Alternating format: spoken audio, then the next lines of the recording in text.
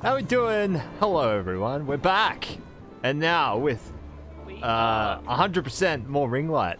How good. I got a new ring light. I have a third one to set up too, so then it'll be 200% more ring light. So, good. So yeah, we're back. It's been long. I think we've had like 4 weeks off or something. And we're finally back on the rails. Until next week, and we're back off the rails. But the week after that, we're back on the rails again. So it's one of those changing bumpy trains, good you know? Times. Gabago! Thank you for the 24 months. 2 years! I'm not sure if that's a new medal. I mean, you have the first medal anyway. Thank you for founding the channel and sticking around. And just being a generally just great player. Great player. Really good man. He goes alright. He goes alright. Man. Heart and soul of this all campaign. He goes alright. Oh, and another one. 2 years for string socks. Stop trying to fit in. Wowie. I don't want to promote my measly 12 months then. Oh yeah. Thanks for being along for the ride, ladies and gents. It's been a slow start to the year, but hopefully we got some more content going soon. Just you know, just wrangling the players. You know, just gotta wrangle the players. But yeah. I have nothing further to add. Well, actually, no, I do have some stuff to add. What do we got? Next Thursday, yeah, it won't be an Eberron week. But instead, we're kicking off the first episode of our next Savage Worlds short story, taking place in the year 2068. This one concerning a group of failed supervillains trying to get jobs of henchmen. But that's next Thursday night.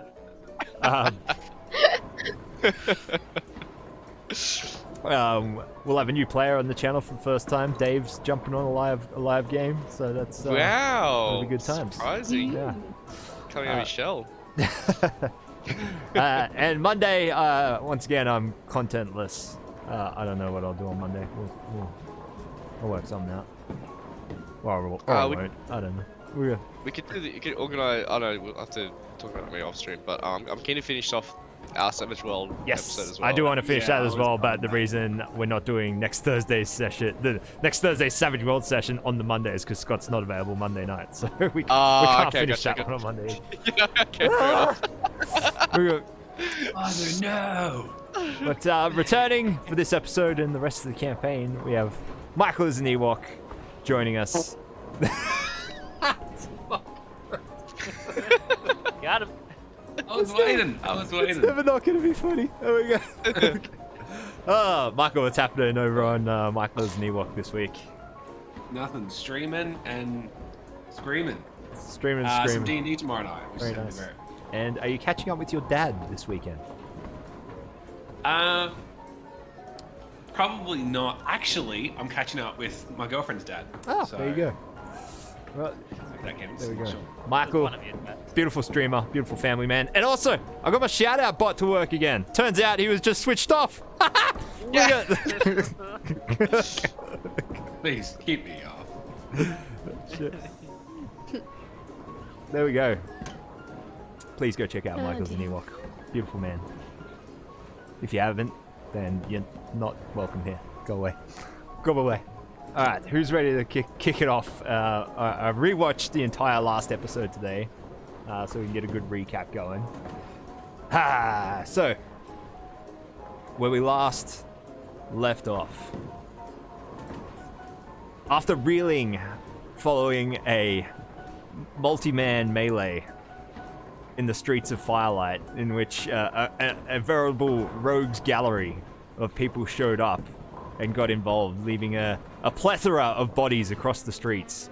The next, after stumbling upon it and being blamed for it, old Thomas Tombstone, the next, actually that evening you returned to Banksy following the melee, Johnny, Dumplin, Peaches, and then eventually Thomas lagging behind them after discovering the massacre and being blamed for it. You returned the hair of Borean Haldorak that Peaches had procured. Banksy, quite pleased, said that he would immediately the next day head to House Jurasco and have the paternity test carried out to determine if Borean Haldorak is indeed the father of the possible illegitimate heir living down in the Sharn mud caves. He then asked if perchance the four of you would like to join him for a round of bowling. Turns out his 10-pillar bowling team had dipped on him, although you later found out that he had essentially removed Wendell and the rest of the Talenta halflings from the team because they were a little too heavy-handed, as it was described, and that Banksy was in need of replacement players on his bowling team. Requested that you should join him at the bowling alley the next evening in return for a night of free drinks and a free round of bowls on Banksy. You know, the four of you said you would meet him there and went home to rest. But not before Dumplin, not realizing Peaches had not left the premises, went for a quiet drink at the bar with Thomas, later admonished by Peaches for speaking to the wonderful barkeep, Erina. I'm sorry. I'm sorry, my love. I'm sorry. The next day, Johnny had a discussion with his adoptive father, Hammer, about the fact that he had sprouted a set of wings made of knives a few days prior. Hammer confided in Johnny that, although he didn't know much about Johnny's real parents or how indeed he ended up at the orphanage, besides the fact that he is a war orphan, recommended that perhaps he should, the next day, go and visit the orphanage and see if he can find anything out about his heritage. But that evening, the four of you converged upon the bowling alley, which I didn't give a name last week. This week, I've named it the Flamin' Slider. The Flamin' Sliders. Flaming Sliders. Yeah, Flaming Sliders, that sounds good. The bowling alley called the Flaming Sliders. Entering inside, you found that on the league leaderboard ladder that Banksy's team was drifting around fourth. Banksy's Boys, the team titled. Before heading inside, Peaches and Dumpling heading in early to scope it out, still unsure about the situation, suspecting that something was up and Banksy might be maybe trying to kill them in a very public and a very public manner. Embarrassing.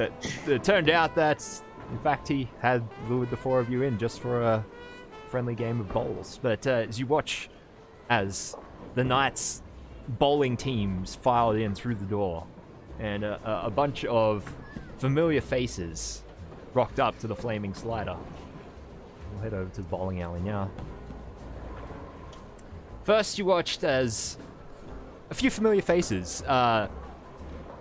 Garmabal Dunto, the flamboyantly dressed goblin that Thomas and Johnny... Oh, I can't remember if Johnny actually met him. Thomas met him at the Burning Ring a few nights before.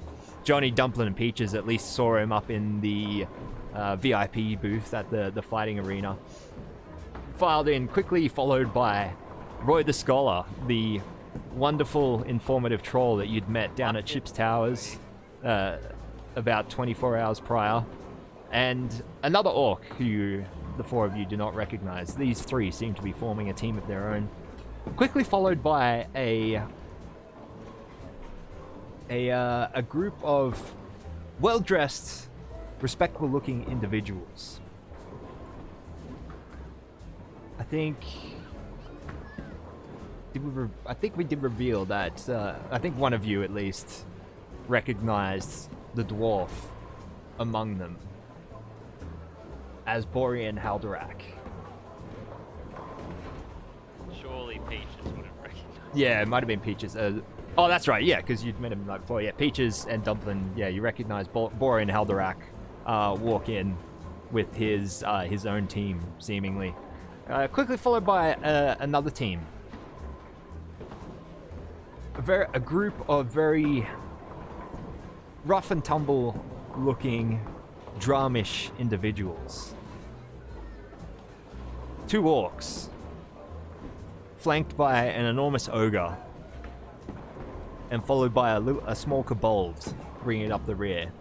All fairly well dressed. Look like they definitely weren't the bottom tier of where are we at? Middle Menthis society. But nonetheless, a group of Dramish individuals beyond the bounds of Lower Juro is fairly uncommon. But the players seem to have rocked up. Banksy turns to the 4 of you. It's like, all right, well, who's up for a round of drinks before we start the game, eh? Let's go to the bar, come on! We need to get you lot some shoes, by the way. She's gonna cover her face with her hand. Not gonna say no. Can't say no to drinks. He leads you over to the bar, walks up and like sort of props himself up on one of the stools and just taps his knuckles on the bar. Is hello, hello. Barkeeper seems to recognize him. So, oh, hello, Banksy. Yeah, mate. Got a new team tonight. Gonna need a round of drinks here for Banksy's boys, and we're gonna need some shoe hire for the 4 of them. So, all right. We'll sort that out then. What are we drinking? Also, in addition to the drinks, whatever everyone else is having, I've heard that this is the Flaming Sliders, and we're looking to order some Flaming Sliders as well. We've heard that they're very, very delicious. That is correct. Our house drink. First time at the Flaming Slider, I see. Well, welcome. Hottest bowling alley. Drink? It's not a little burger, a little slider burger. Well, actually, it's both. I think he means boiga. It's a boiga. It's my accent. Well, believe it or not, we do have a burger on the menu called the Flaming Slider, because it is a slider, that is right. Clever marketing. And then we actually have a drink called the Flaming Slider as well. Called so because we set it on fire and then slide it down the bar. So, and also it's a bowling alley, so you know the bowls slide down the alley. So it's a big play on words. It's very clever. I'll take one of those. I look at them like the burger or the drink. I'm sorry. There's Both. both. All right, coming right up. Flaming sliders all round then. All round, yes. And I gesture towards Banksy that I might chip in if he I sort of get out 5 gold. It's like, no, mate, I told ya, the night is on me. Keep your coin in your ball bag. Okay then. I slide it into like a small little pouch I have, which is called my ball bag. Slide my coin. It's like, all right then. The bartender sends an order to the kitchen out back. Meanwhile, starts pouring up these drinks. Banksy turns around, like swivels on his stool and looks down across the crowd and is like, well, there he is, old Borean. Got the paternity test back today. Turns out we were on the money. Well done, all. Job well done. Thanks, Banksy. Haven't broken the news to him yet, although I am looking forward to it. This is some delicate information you have at this table with us. It is, yes. It is. We probably don't want to talk about it anymore right now. No. That's the last we'll talk about it until I slide right onto that couch over there next to him and whisper it into his ear like a sweet little nothing. Here's the drinks. He says that as 5 tankards come sliding down the bar one by one. Indeed, they do have a bluey green flame flickering out the top. It sort of singes the tips of your eyebrows as you lean in to blow it out. Well, cheers. Here's to a good game tonight. Oh, by the way, we're playing those nasty fuckers over there, the Dramish bunch. Let's do it. He points down towards the ogre, and the ogre sees like Banksy pointing at him, and like does a double take, and Banksy gives him a friendly wave. And the ogre looks back, it's like, like, yeah, I need. What does the drink taste like?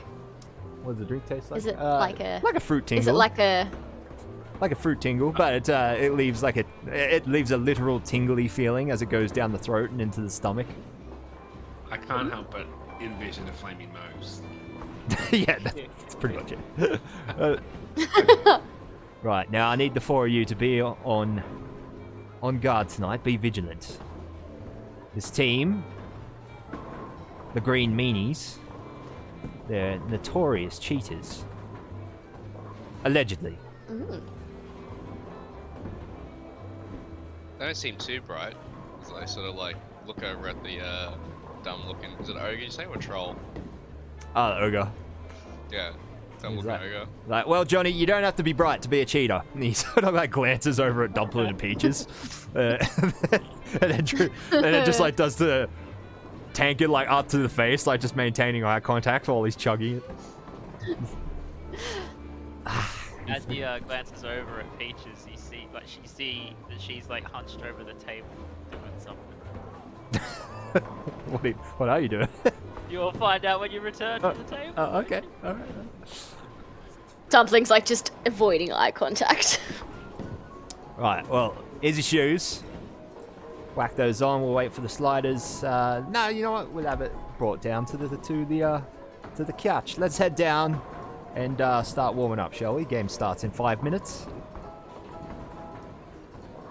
Sure. This is a good time to tell you that I've only played about 2 or 3 games of bowling, Banksy. Yeah, it I doesn't don't matter, think I've mate. ever played bowling. Tonight's all about having fun and catching them cheating if they are, but mostly about having fun. Okay, let's do it. If you'll excuse me, I'm going to go pop over and have a quick word to my friend, Mr. Haldorak over there, the Honourable Senator Haldorak. He sort of like walks off towards diverts off towards Borean's booth. And you see him like very theatrically like slide in onto the couch next to Borean and just like lean into him like real close. And you see like, you pretty much just catch like the loud part of the conversation, like, "Hello, mate," as you're walking over, and then like the voices dip down into a whisper. And if you keep an eye on Banksy as he's talking, you see him like he does seem to be like whispering into Boulderak's ear with putting on like you see the tongue coming out and a lot of S words like as he whispers into Haldorak's ear, and you see just Haldorak's face drain of color as he's sitting there. Meanwhile, at at the table, Peaches is very quickly whipping up. She's like, shit, he's gonna see me. She whips up an experimental elixir and then drinks it, hoping to get the alter self effect of it. Oh, okay. It's a dice roll, isn't it? Yeah, D6. Yeah, okay. Hit me. Well, give me a 6. Ah! What does it do? Oh shit, I don't know. Resilience. I gain +1 to my AC for 10 minutes.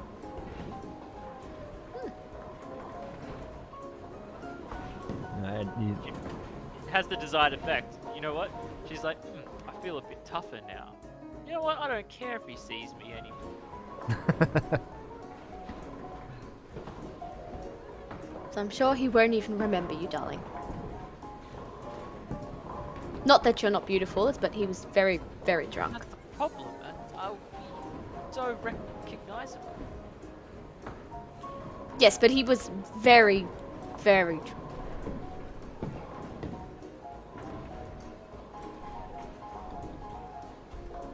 I take the opportunity to I take what Banksy said a little too seriously about he said about going back to the booth to warm up, and I'm like Naked Gun style, like just doing splits, coming back up and like doing these huge stretches, preparing myself. Johnny's gonna go look for a good ball. He's gonna be like they're comparing the balls, like he knows what he's doing, like it's like the weight of this one, it's the weight of this one. It does the practice swings in one arm.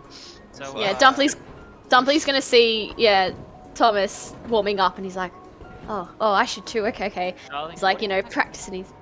I'm practicing my We've swing. played bowling before, right? We know what this is. Yeah. It's like, surely if Banksy can lift it, I'll be fine. I'm sure they have child-sized ones over there, darling. We got Justin. You'll be given an inspiration point dice. Ooh. Thanks to Kenchi Dark. Thank you. Banksy comes over, walks over a few minutes later, and, like sits down in the booth, and so, well, I think it had the intended effect. He didn't take it very well at all. That's good to hear. Makes me very happy. You see him he's keeping his eyes trained on Haldorak, and you guys watch as you see Haldorak like walk over.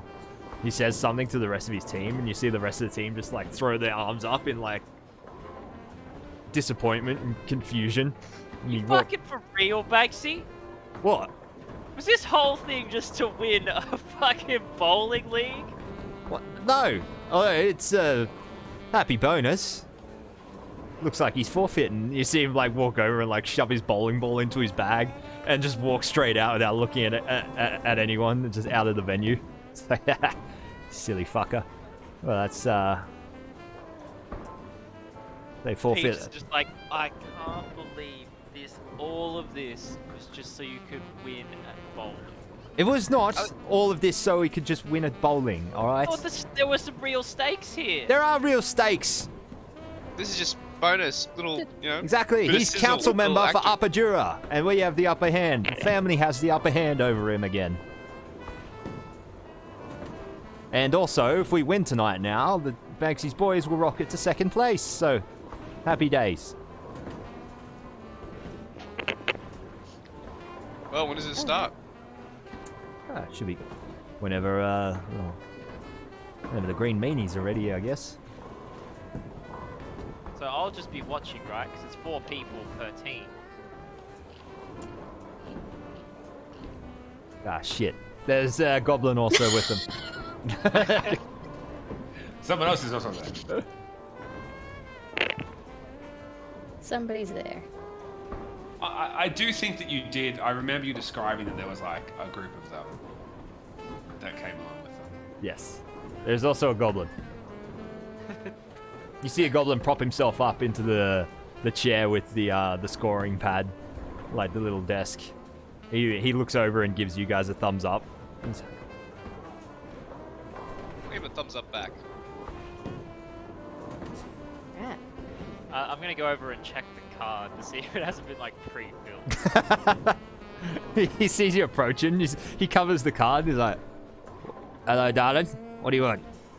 Oh, just checking to see if there's a regulation card. Well, of course, it's regulations provided by the venue, innit? Well, just just have a. Just like starts like edging to like have a look. Yeah, he listens. It's like, what? Look, regulation. Yeah, nothing. I just I just didn't know you could read. And she like walks back over to the team. Joke's on you, I can't. It's just like doing the little tally, innit? I'm sure you'll manage. You won't have to tally anything. I heard your team is terrible. You hear like the like audible like grunt from the ogre, confused grunt as he turns and looks. He's like, "Huh?" He's like, well, that's not very sportsmanlike, is it?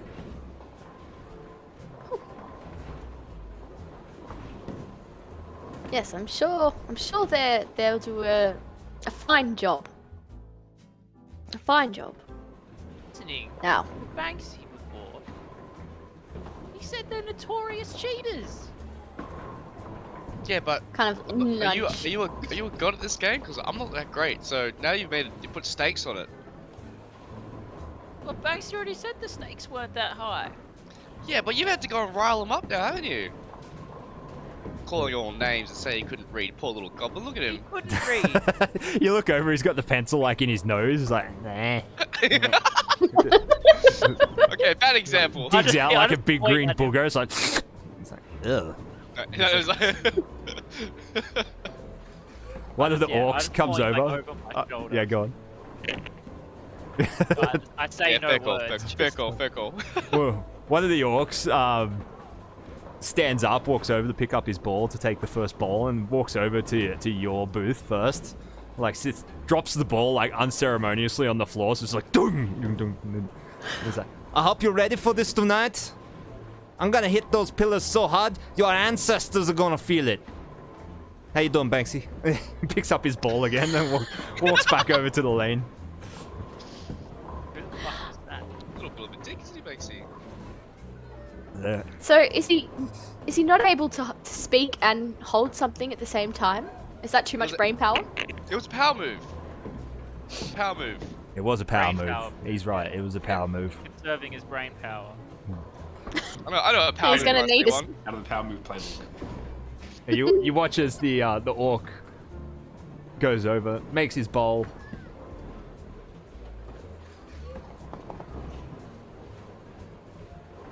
Oh, knocks over 3 pins on the first one. It goes a little too wide. He's It's clearly gonna need that brain I power like then. look over at the goblin with the scorecard. I'm like, he holds his fingers up, looks at, like actively references his fingers as he's putting the strokes down, like on the paper. And he's like, the orc comes back, sort of like his face. You see just like the bulging vein in his temple as he's like retrieving his ball. They get magically shooted up between the lanes and like a little shoot, and then deposit it back. And he picks it up. And he's like, "I'm just warming up. Yeah, I'm just warming up. Getting the kinks out." Well, we don't kink shame here. Dumpling's gonna take the ball. He makes it for a spare. Just he's like, "That's what I'm talking about. You in trouble tonight, Banksy? I don't know where you got these homeboys." I don't know what accent this is. Yeah. It's douche. Classic douche. It's yeah. I'm just imagining Alright. Jesus' team and thinking about it. Got 1, 2, 3. Dumpling, you're up first. Alright. Yeah. Do you want me to roll for it? What would you like me to do? Yeah, just roll a flat d20. Actually, no. Roll a dex. Roll a dex check. Oh, Dex. Why am I doing that? Brain stopped working again. Sure, you're not Doesn't supposed take to be on the other team. Well, look, you know, it's getting warmed up. Alright, let's see if this goes through. Yee. You gonna send through? Nah. Yeah, you roll the bowling ball down the lane, Dumpling, taking out 6 out of 10 pins. Banksy gives a little golf clap, and he's like, "That's pretty good. That's pretty good." So I have like a 50% chance of taking out of getting a strike every time I bowl. Yeah. Oh god, this will be a high scoring. I like this game. Alright. It's like, go on, finish shall it, I- Dumpling. Alright. Finish him. Do. Oh. Yeah, I've given yourself a split though. Yeah, you only take out 2 of the remaining pins for a score of 8. It's like, that's fine. That's fine. That's good for a first try.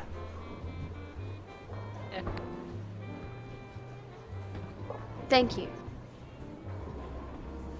The ogre on the other team stands up next.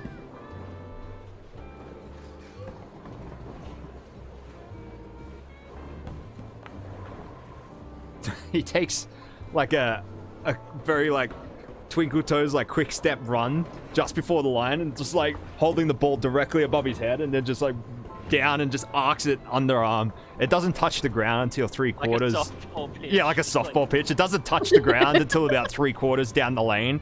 It just hits it with a bang. It's like, boom! Bounces and then just collides with the pins and just sends it, just scatters them all over the place for a strike. He turns around, he's like, ah. So, Banksy, how exactly do people cheat at this? Well, look, it's just a rumor going around, but a friend of mine on another team swears that there was some monkey business the last time he played him.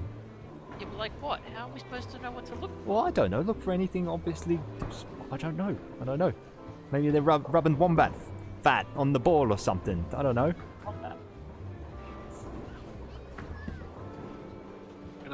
I'm just sitting back, enjoying my flaming slider and my flaming slider. Yeah, in the flaming slider. And I just want to have a look over at their team and see if maybe I've heard there maybe a little conversation there, and just have a peek over if there's anything unusual. Maybe I'm looking at the balls to see if they are greased or something. Anything going on? Roll a perception check.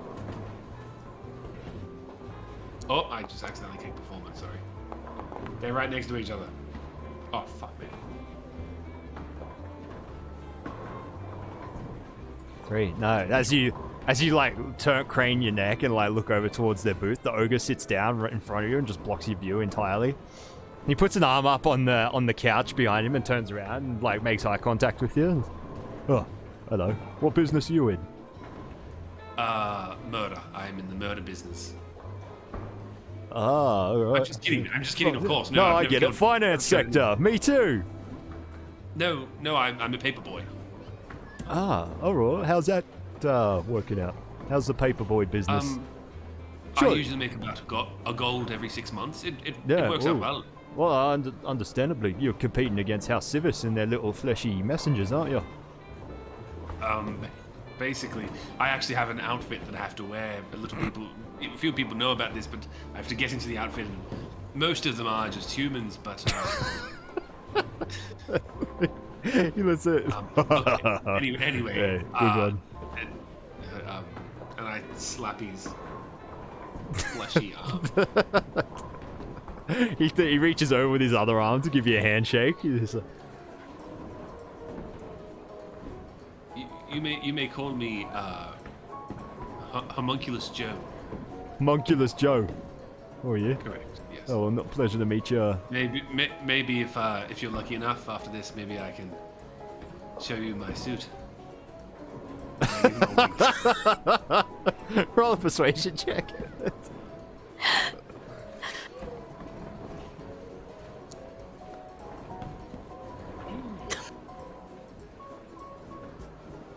He takes it like, yeah, he's like, all right, yeah, could be a good networking opportunity. Do you want my card? Sure. He reaches like into a front pocket and just like delicately produces like a business card and like hands it over to you, just like drops it into the palm of your hand. What does it say? Oh, it's beautiful. And the subtle off-white coloring, matte texture and raised lettering. You start breaking a sweat as you're looking at it, and it's just... Oh my god! It even has a watermark. What's his name? His name's Raoul Allen. Raoul Allen. Yeah. I used to know Raoul. It says he's an insurance broker for Maritime. Thank you, Raoul. No worries. Best of luck in the game. May the best team win. Yeah, may the best team win. He claps you on the shoulder. Hey, Batesy. Hey, mate. How you doing? Oh, good. Peaches, you're up next. Okay.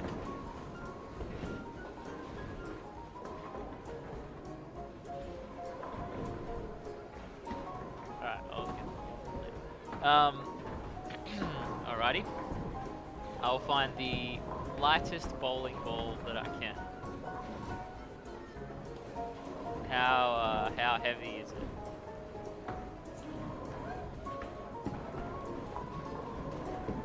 Good question. How heavy is the average bowling ball? Well, they'll come in different 16 sizes though. pounds, apparently. What was that? They all, 26 oh, sorry. I was gonna say they all come in different sizes though. Like Yeah, you can't yeah, get like quite small Is ones. the number on a bowling ball? Is it ounces? Is it Justin? Pounds. Oh, pounds. Really? Wow. The 12s are 12 pounds, are they? Like I've only seen them go up to 12 at most bowling. Oh, it's between older. 6 and 16 pounds. Did you say you go for the smallest lightest one? Yeah, the Yeah, lightest 6 pounds. You can. I think you can get 5s. I've seen 5s, but they could be kids' ones. I'm small. But basically what I want to do is I want to cast catapult on it, like just ping it down the lane, but make it look like I'm bowling it. Alright. Catapult. So Alright. if I use it as at second level, I can project something up to 10 pounds. Yeah, cool. It only has somatic components, so don't really need to hide the fact you're casting a spell. It just looks like a strange flourish. Yeah, just a really like elaborate just bowling thing. Yeah. What Just- was that?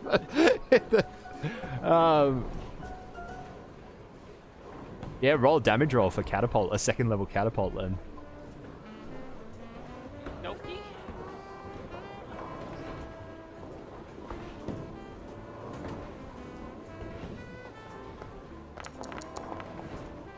Oh, that's underwhelming. Right, that's enough for a strike. You fling the ball down the lane. It doesn't even. It just stays airborne the entire way and just collides with the pins. It's like, I was like turn and look at the ogre. I was like, and then like delicately like walk back and sit down. his mouth's open as he just like follows you as he walks back over and you sit down. He sort of like reaches over Thomas as he like wraps his arm like up and over the couch and it sort of like hangs like his giant arm just kind of like pushes you a little bit. It's just sort of like rested on your shoulder with your like neck craned that way and he's I was like walk over to Dumpling and just like give him a kiss on the cheek. I'm like, thank you for luck, darling. Excuse me, ma'am, are You're you welcome. wearing any particular workout supplements? That's a very rude question. I'm sorry, I was rather impressed with your bowl just now. Well, if you win, I'll tell you. Oh, alright, you're on then.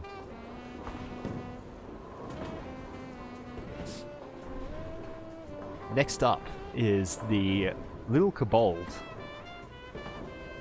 You see him pick up his ball, makes his way over. He's like, the ball looks like it's roughly the same size as the 6 pound one that Peach has flung, but it's just like, he's just struggling. He's just like holding it like down, like between his legs, like real heavy, and he like holds his way up the stairs towards towards the lane. And he like runs and is like, yeah! Has to like double hand, like swing it forwards. He releases it and then falls like flat in his face and just like slides to it. And then, like, he's like, ah, no. You see him like scrambling his arms to like not cross the foul line. And he's like, his snout stops like just before it. And he's like, ah, and he looks down the lane. You see the ball is just going completely wide.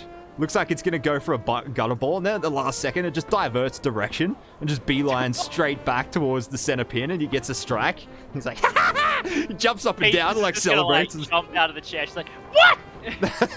Did you see that? He's jumping around. He's like, over in front of the lane. The goblin like turns as Peaches as you protest. He's like, what? It's a flipper. He's good at it. She's gonna just like look around just indignantly, just like, is anyone else seeing this?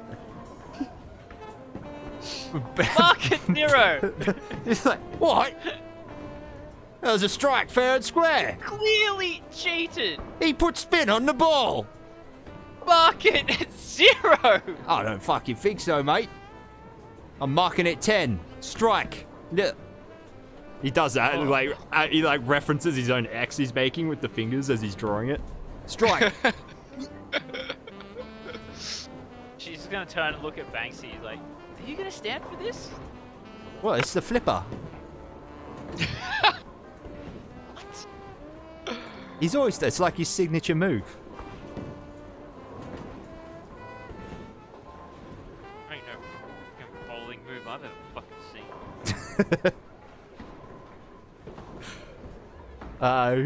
Who's next? Thomas, you are up next on your team. All right, I give a pat to the ogre's arm. I sort of like push it off and slide out. Oh, sorry. What? And I move over and I go towards the balls and I look for the biggest one I can. And I say back as he says it, I say, "That's not a problem. I must say I'm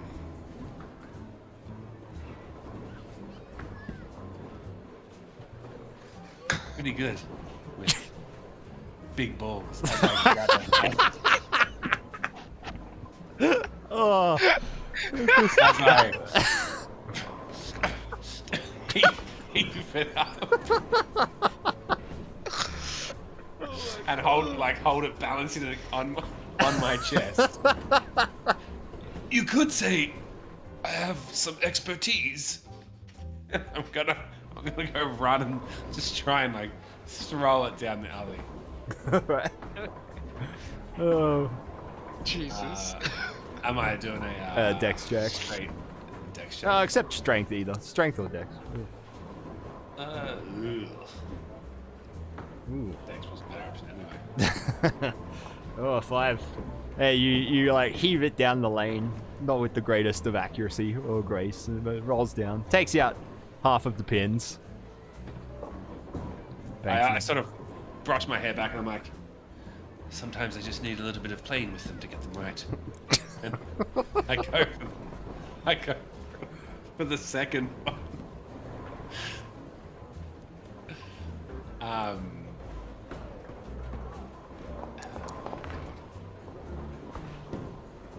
That's one. You get two things, right? Yeah. Yeah. Oh, Oh, God. natural one. You gutterballed it. And it's like for a total of 5. It's alright, Tommy. It's alright. They can't all be winners. What the? Peaches is gonna get up and she's gonna walk outside. Where's she going? I'll be right back. I'll be back. I'll be back. Didn't think she'd be so competitive.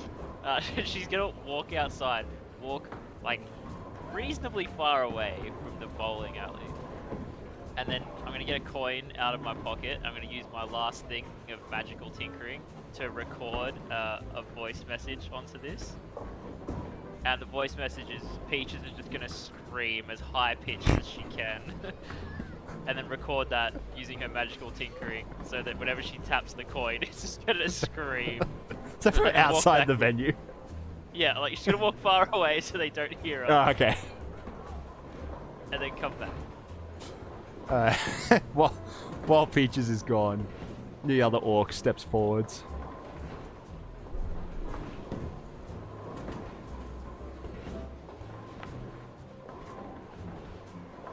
He gets an 8. He splits. He gets a 7-10 split. He gets a 9. Yeah, you get to see 7-10 splits himself. It can only take out one of the pins. He's like, they can't all be winners. He makes his way back and starts polishing his ball. Yeah, still time before Peaches gets back. Johnny, it's your turn. Nice. Alright, walk up, dex check. Ability check.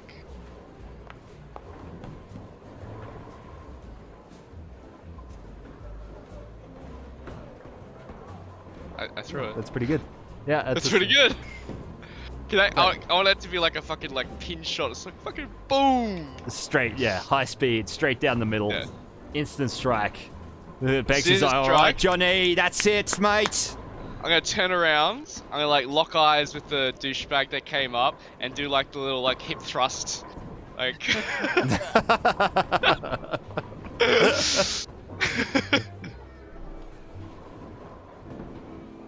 And then walk back down and sit back in the chair. The orc who just bowled is watching as you're walking back, and he hears Banksy yelling out, and he's like, Johnny Sullivan. Johnny Sullivan, the Johnny Sullivan. Yeah, mate. What are you doing bowling for Banksy? Hey, Arsenal need a player? Bit of fun. Find the drinks. Yeah, right.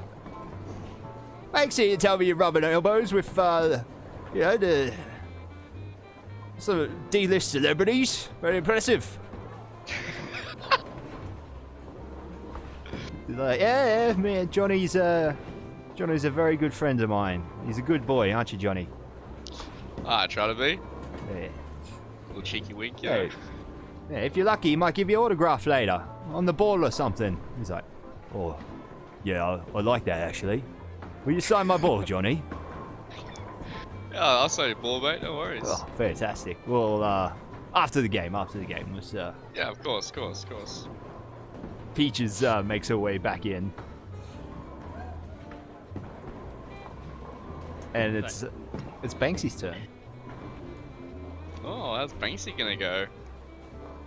Banksy gets up and he's got he flexes his like his knuckles out, opens his ball bag, and pulls it out and slides. He's just got this lovely enchanted bowling ball.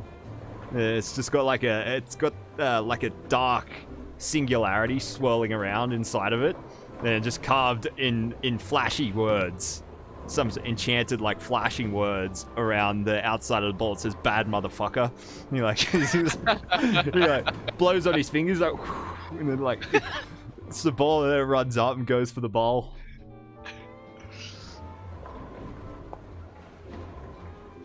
He makes it. It's not quite as much power as Johnny. He does, like, a fancy, like, one leg out, like, body twist, like, kind of thing, and then, like, bowls the ball and like stands there and watches it, like doing this as it goes down the lane. It's like, come on. And just boom, he gets a strike and he turns around and he's like, that's what I'm talking about. Banksy's on fire tonight.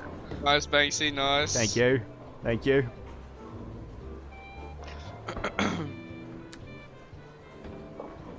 What are we up to? The goblin's turn. He slides off his seat, picks up a ball, makes his way up to the lane.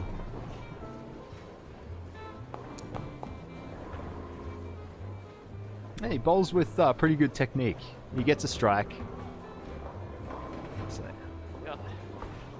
he comes down. He does a little.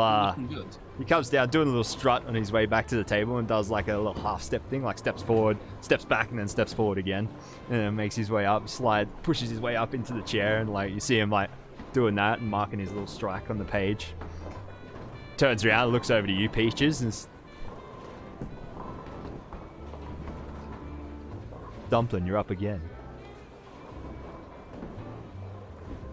I'll give you a little All good right. like this. Thanks, doll. It's gonna get kind of saunter on up to the ball, grab the ball he was using. Yeah. Give it a good swing. Eee.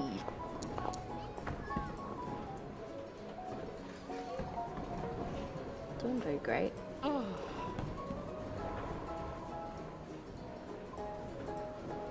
We got 5. Take out half the pins. Right. Not bad. Let's try it again.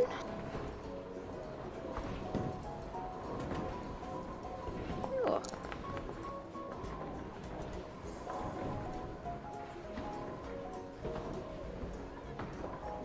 As your ball is rolling down the lane, Dumpling, it looks like it's about to like take out the rest of the pins, and it suddenly deaccelerates, like suddenly, and slips and like changes direction and just like goes into the back of the pit and doesn't take anything out. I just like turn. What was that? Look like just straight away over at the other team. Yeah, you just see the kobold sniggering. It's like.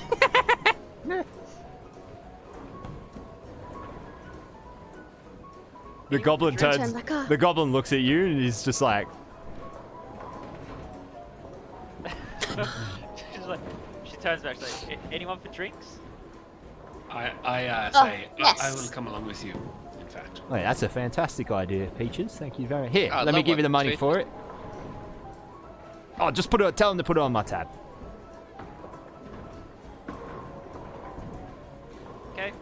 I'm walk along with Peaches to the bar. What do you think is up with that, Peaches? Not sure. Not sure.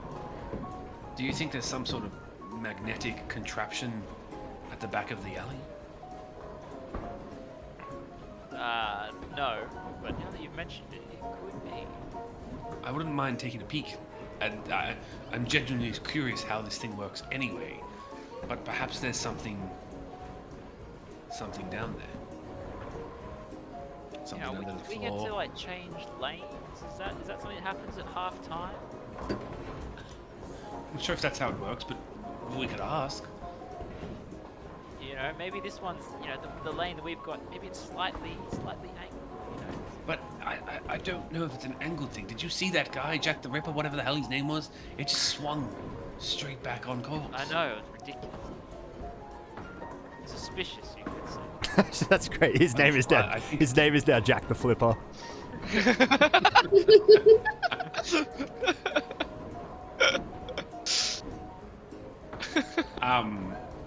As we sort of make our way over and ask for drinks and whatnot, can I just maybe ask one of the bartenders or something? Who tends to the alleys? Oh, you mean the tumblers out back? We got a mage riot. And How well do who you is pay this? this major, right? Yes. I pay him according to the Sharn legal award, minimum amount I have to pay him. I must say, I've always, since I was a young boy, wondered how this works. Do you think I could possibly have a tour and maybe say hello? See how it works? Oh, I mean, I don't see why not. Sure. Oh, you are fulfilling this boy's dream. I'll tell you that. Fantastic. Well, yeah, go on, duck around back here. Just come through the bar. Peaches is gonna like grab the drinks. I assume we've been served. Yeah, yeah.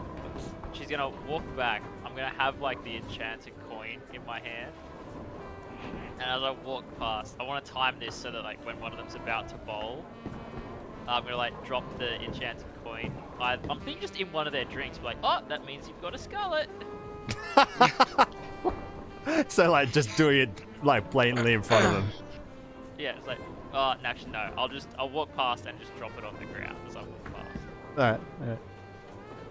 Alright. Cool. So just, like, not being nonchalant a bit, like, just dropping it, but it'll go ting, ting, ting. Is that what you mean? Yeah. Or, okay. Yeah. So, you walk past, you shed the coin, it's like ting, ting, ting. It jumps in.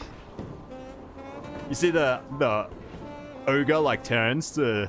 in the corner of your eye, like turns to get your attention and quickly gets slapped on the thigh by one of the orcs. He's like, the orc like picks it up. Does it scream immediately? I think as written, yes, it does. Okay. Peaches was hoping to time it a bit better, so it's like as someone's about to bowl, it's just like goes Okay. off. But Well, I I'm think sure. as written, I mean, someone probably is about to bowl. Like it probably continues on, like while. Yeah, they're still bowling while you're up getting drinks, so you can time. I'd like to try and time it so that someone picks it up as someone else is about to bowl, so it's just like completely personal. Yeah, okay, yeah. So the one orc picks it up, it just shrieks immediately as his fingers make contact with it. Oh, that's the wrong one. Here we go. There we go. That's the one. He just freaks out over that really cocky orc that was talking shit is the one that's about to bowl. As he does, he's like fingers slip and he throws it like straight into the gutter and it just tumbles down and he gets no points. He turns around and he's like, "What the fuck was that? Who did that?" Just like, she's doing her best to look startled. She's like, ah! She like spills one of the drinks like on herself on purpose. Like, ah! Yeah, the orc that picked up the coin as it screamed, he like let it go and it like bounced back to the floor. And he's like, "It wasn't me. It's this funny looking coin that she dropped. It screams." Just like you. What? It was her. Cheater! She dropped it. Roll a deception check. Oh, I've here we got go. inspiration, right? We have inspiration in this rule set. Yeah, you have an inspiration point. Yeah, I'm gonna use that. Oh shit, I don't have my thingy enabled.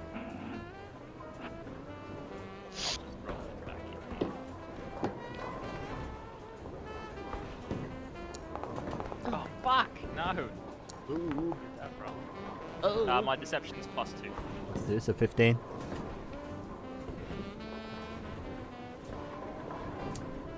I said the ogre saw you drop it too. None of the others did. But it's hang on. The ogre's gonna do a fantastic insight check. Oh no. His fantastic No, modifier. Please, no.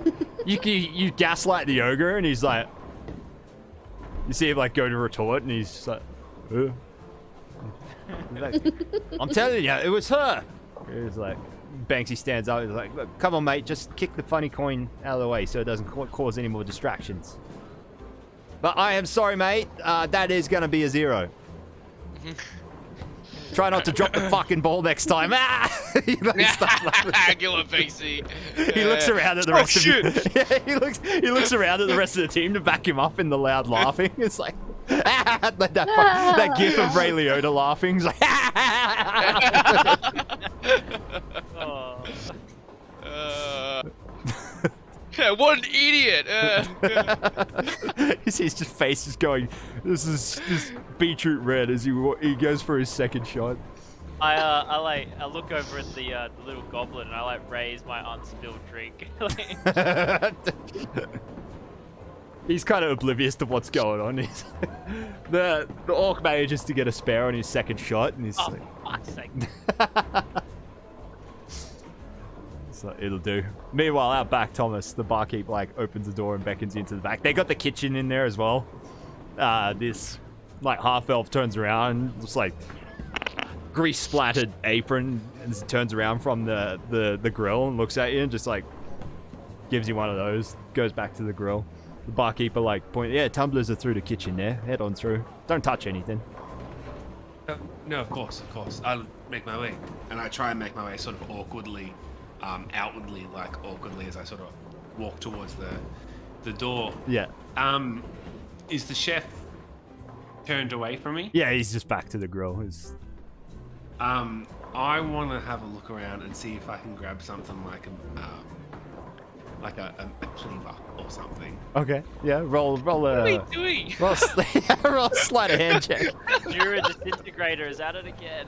Nice friendly game of bowling. God, I'm telling you. Oh! That's all right. He's not paying attention. He's deliberately not paying attention, so he'll get disadvantage on his. Well, it's against his. How do you give disadvantage on passive? I guess you can't because it's just their passive. Look, he's not even looking. I was basically just looking for a natural one, and in which case you would like drop something or whatever. But you pretty much just you could grab like a chef's knife or a cleaver or a what do you call it? A meat mallet. I'll grab a cleaver. All right. And I'm gonna slide it. I've got my like white shirt with the braces and tucked in. I'm gonna tuck it into the back of my shirt and make my way through the door.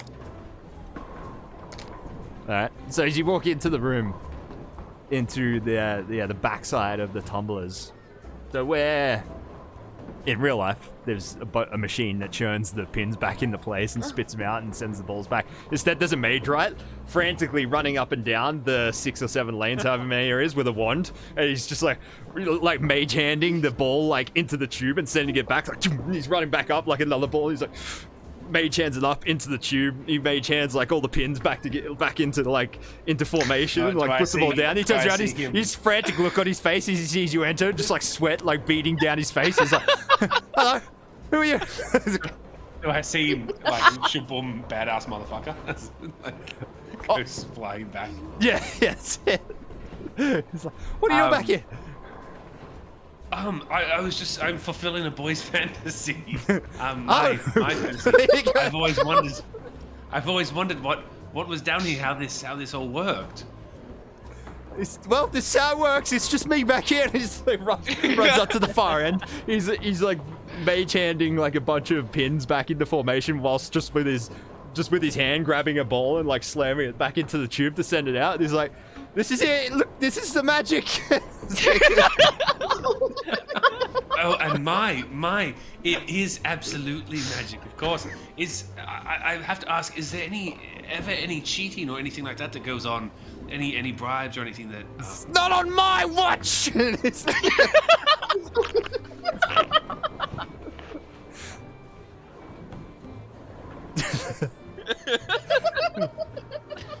a respectable profession, my friend. Nobody cheats back here. Just flinging balls around.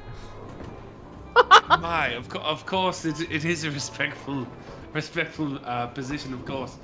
I'm just fighting with myself internally as I'm watching him run back and forth, and I'm standing behind him, and his back is facing me. Oh, no. What are you gonna do? You're gonna kill them? What? What is happening? What are you doing? I gotta say, it's quite inspiring. Oh, Almost as if I can feel your power rushing through me. And I look the alley, and I reach back towards my cleaver.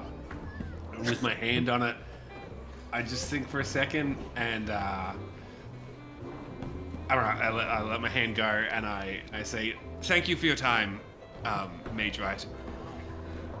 As I have like a bead of sweat dripping down my head now. What was your name, good sir? Me? Zane. It's Zane. Zane. Their friends call me Insane sometimes as a joke, you know. Insane. I think I'm going insane.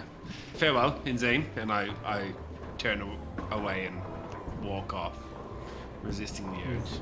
I hope it was everything you dreamed it would be. Everything and more. As I close the door. I want to keep this meat cleaver in, concealed. Yeah, okay. Underneath my shirt. Easy enough. Thank you for the follow, Angelus Demus. Welcome to the community. All right, you head back through. The chef sees you come back in. He just gives you a nod again. So looks like some teenager's like part-time job in the evenings. I will. You walk straight past him. The barkeep turns as you walk back out. He's like, "Hey, how was it?" Oh, it was magical. Absolutely magical. It was everything I hoped it would be. It literally was magical. In Zane, he is one hell of a mage right, I'll tell you that. And if I ever see him again, I'll cut his fucking hand off. I mean, he was fantastic. He was fantastic. I walk back, just trying to contain my head. You walk back just in time to witness the kobold going for another shot. He walks up again, the same second ball. He's like, he winds up a little bit too early and like ends up like he sees that he's swung early and he can't let it go, so he doesn't release, and he ends up like doing a full rotation, hammer throwing it, and then releasing it over his head. He's like, and it like falls over backwards. The ball like bounces over his head, goes doom, doom, doom, doom, doom. Rolls down the lane slowly. You see everyone in the room stop and watch it. You just see it like curving towards the gutter again, and like it turns and slowly curls back and starts beelining, and then goes too far and it goes towards the other gutter, and then it turns and goes straight back for the center and just slowly, very slowly rolls into the center pin, just in low speed, and just like slowly they all just cascade outwards, and he gets a strike, and he's like, yeah! What is what? She like Peaches gets up, like, you know, like super just like losing her shit. She like walks and she's like, do you see what? What? That's a double flipper. You see it like once a season.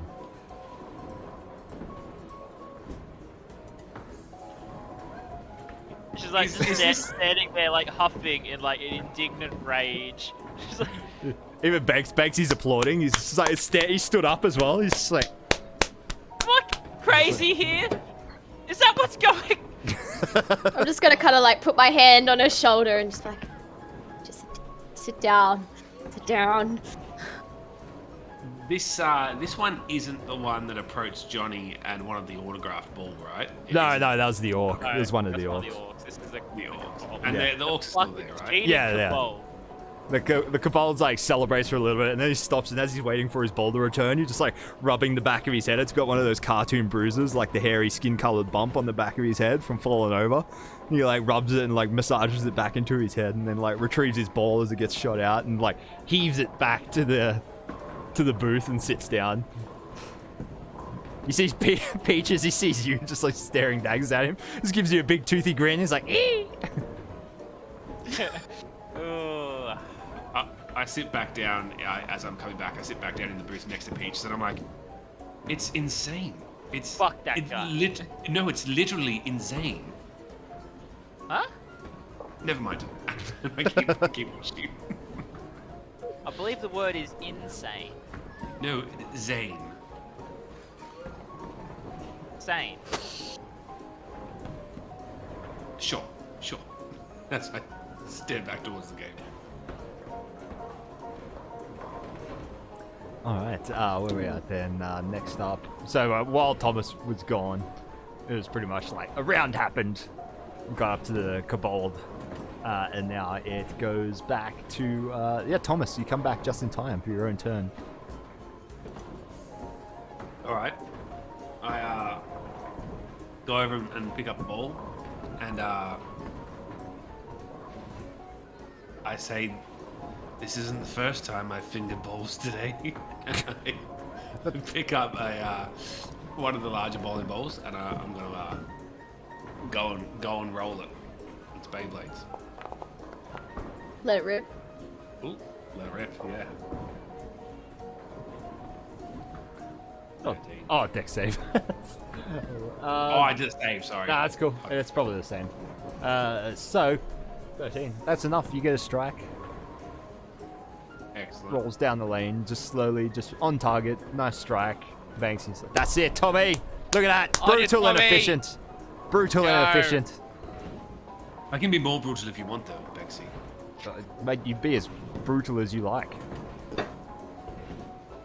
Josh, what's on the flaming slider burger? What's on the flaming slider burger? It's Yeah. got it has a very nice Angus beef grind, little diced up itty bitty white onions that explode in your mouth like flavor crystals. It has jalapeno poppers Jalapeno. on the Yeah. burger. Bit of pork as well. Bit of sriracha. Little bit of pork, like slow cooked in sriracha, and Oh yeah. topped off with like a nice Brelish Swiss. It's delicious. Yeah, sounds Peaches, good. seeing she didn't get one, but Dumpling did. She's gonna like look at his burger and like just like open it up and like pick out all the ingredients until she finds a bit of pork rind to prepare the grease spell for the next one of them that's gonna bowl. Oh my god. That was my burger. That was my burger. We're here to win. We're here to have fun. Which you obviously aren't having. Are So we having fun? We're winning, and they're not fucking cheating. the orc gets up, the one that wants the autograph of Johnny, and goes for his bowl. You can't cast grease as he goes to bowl. Heavy grease. What do we got here?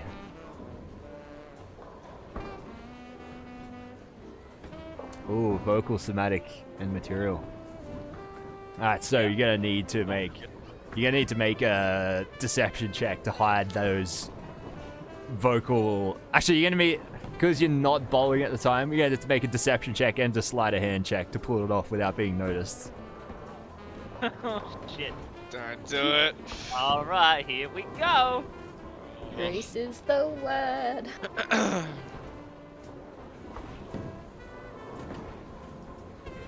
That come through. What the fuck? I seen that was. I seen It says sent to VTT, but it hasn't like popped up yet. Odd. How bizarre. How bizarre. It was a 20s. It was a 20. That's alright. I'll accept. I can see the game We'll log. roll the next one in boundary. I can see the game log, so it was 20, so that's fine. You passed the deception check. Give me a sleight of hand check.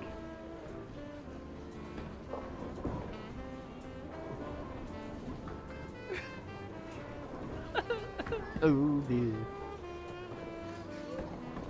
Alright, describe the way you cast this grease spell. Alright, she gets like, yeah, she like fishes the pork rind out, and she like pulls it like taut, and then just like does like a little magic thing, so it like extends out into like a little little carpet, and then she's like, and it like shoots forward, and it like just covers it, like spreads itself out, like really quickly, and just like quickly like covers the ground just in front of like where he's about to bowl. Alright, so as you do it, it's. What do we got? 7, yeah. That's Super subtle. Right. Super subtle. No one noticed it at all. Passive perception.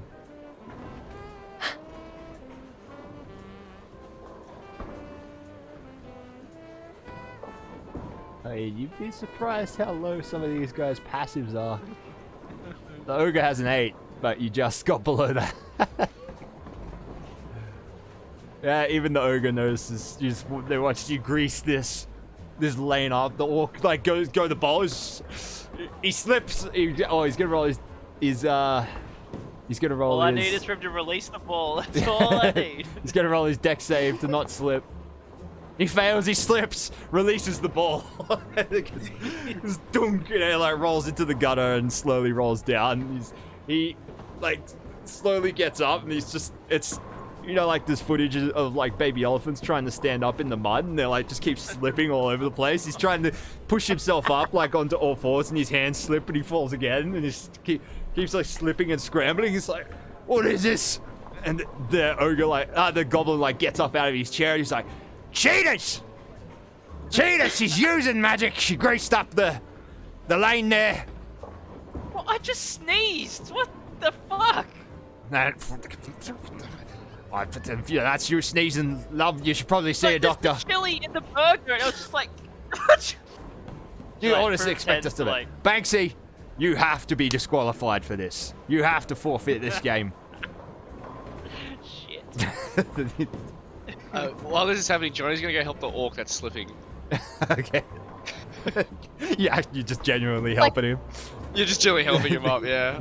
I don't know. He's a fan. You can help the fans out. Yeah, is this the one that? This is the fan, right? This one- the fan, It's the fan, yeah. Yeah. Okay, cool. Banksy's like, sure, look, great, look, lads, green meanies, look, surely we can work something out here. You retake the bowl, Peaches will be admonished, maybe, and we'll, let's work this out. Look, we're having fun, right? Everyone's having a fun night, right? He looks at the ogre's just like, yeah. Nods. It's like, come on, let's not cut the game short now. He's going to make his own diplomacy, persuasion check.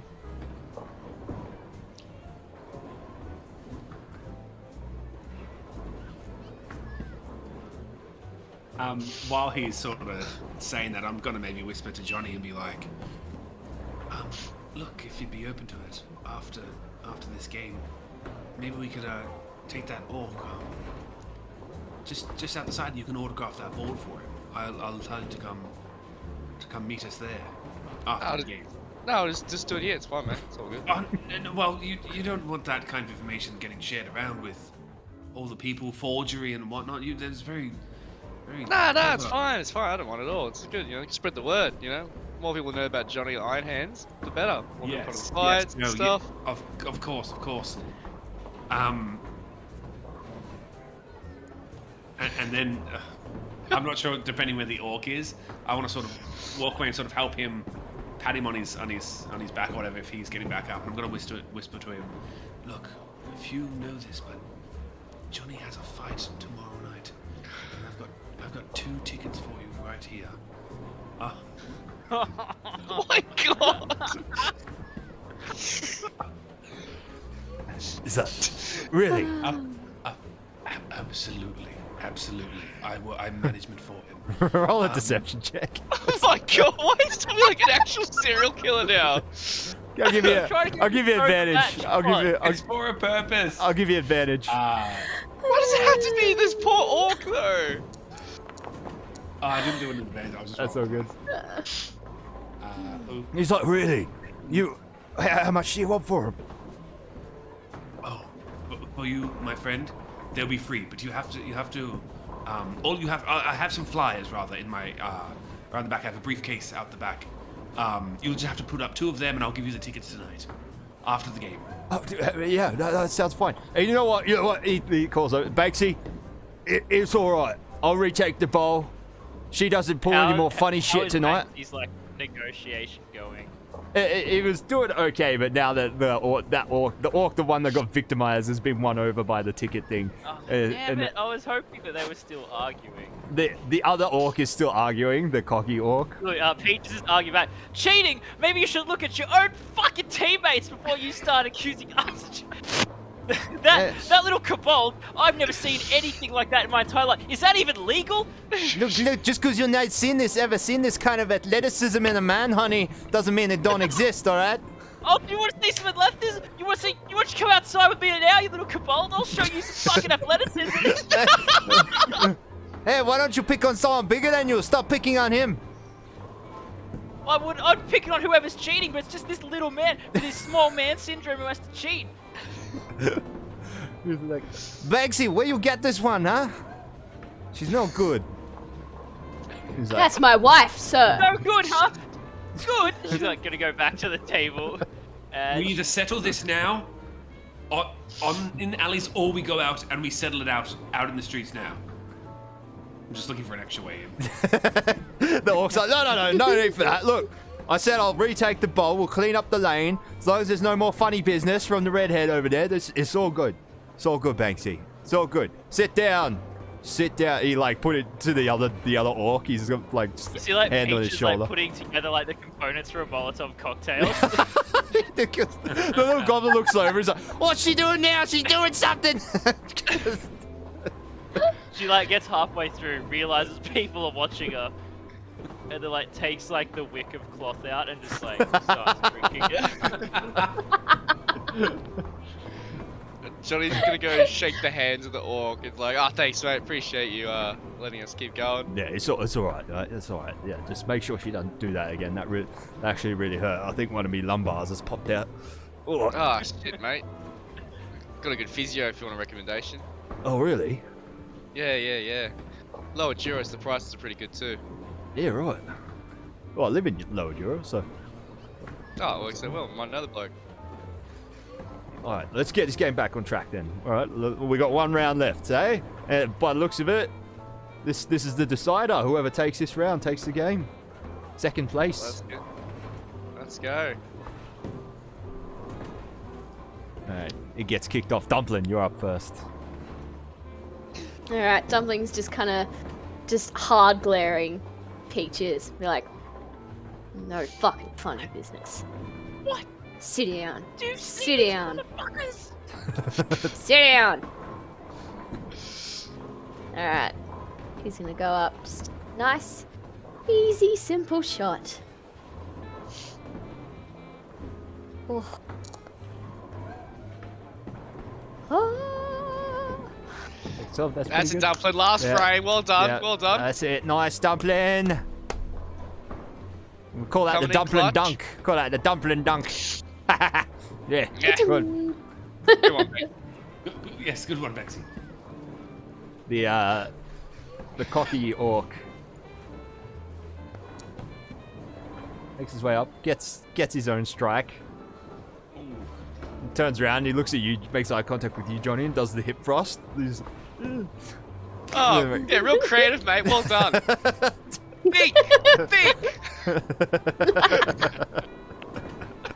I learned it from watching you. And he goes and sits down. I am a trendsetter. What can I say? Peaches, you're up.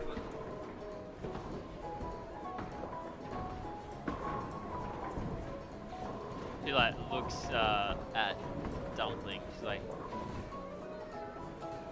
"Do I have to play fairly?" Yes. Fine. She like picks up the ball, does like a pouty like walk up, and then just does like a little run up and bowls it. She's gonna do it like legit, or try and do it legit. Yeah. Flat 20. Yeah, not dexterity. Oh, sorry, yeah. Dex. Oh, Oh no. You Oh, get no, 4 no, of the no. pins. She like just turns and she just stares at Dumpling. Like, it's alright, we got another one. Another ball coming. It's He's alright. like putting the double thumbs up and he's like, Yeah. great work, Do it darling. fine, Peaches. Fantastic. Do it fine. There we go. There is a spare. Yeah. Spare, well done. See? Aren't you having fun? Let's see that beautiful sit smile. back down.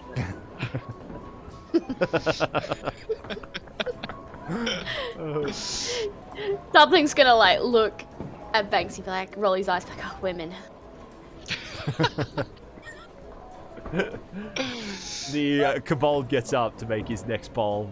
He gathers up his ball, starts heaving it up towards the lane. Same thing again. This time he manages to. This time he manages to hold it together. He just dumps it in the lane and it starts rolling down slowly. And you see it like just sort of like weaving back and forth subtly before just like slowly rolling into the middle pin. And you see all the pins cascade down, but then one stays standing up. And all of a sudden the ball like slowly rolls into it and takes it out as well. He's like, Right! That's it! Patience is gonna like get up, walk down. No, the I'm lane, gonna grab pick up her. a bowling pin and come back. Just like, you fucking cheated! And I know you did. She's gonna walk up and she's gonna start like just beating on this kobold with the pin. Oh my god! I'm gonna try and stop her. oh god. I'm gonna try and like just grab her. Right, just roll. Can I ask, Go on. while this is happening, is it my turn next or no? There will be. Yeah, you will be next. Yeah. Immediately next? Yeah. Is there someone else after me as well? Yes. Banksy's up. And then and I'm Johnny. Johnny and me, but Yeah. thanks so much. All right. Well, while that fight begins breaking out, I'm just going to quickly, I don't even care if anyone's looking, I'm going to go and do my bowl. Okay. Cool. I just want to do it really quickly. Yeah. I'll just resolve that. Dumpling and Peaches both roll me initiative checks. I haven't got the tracker out. We'll just see who reacts faster.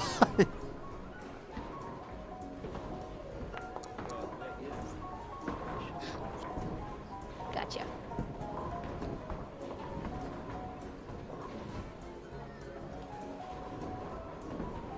How come you can roll initiative but I can't?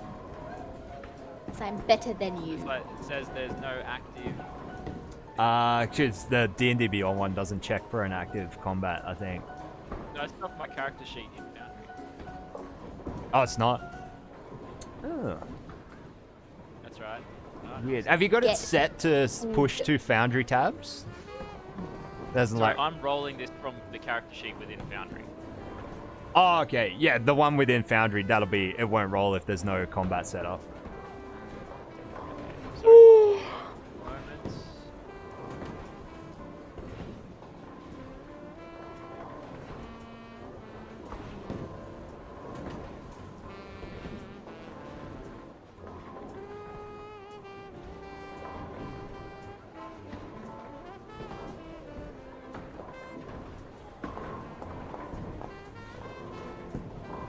Hey!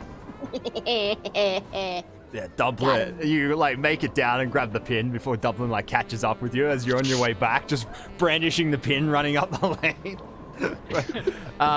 Give me opposed athletics checks.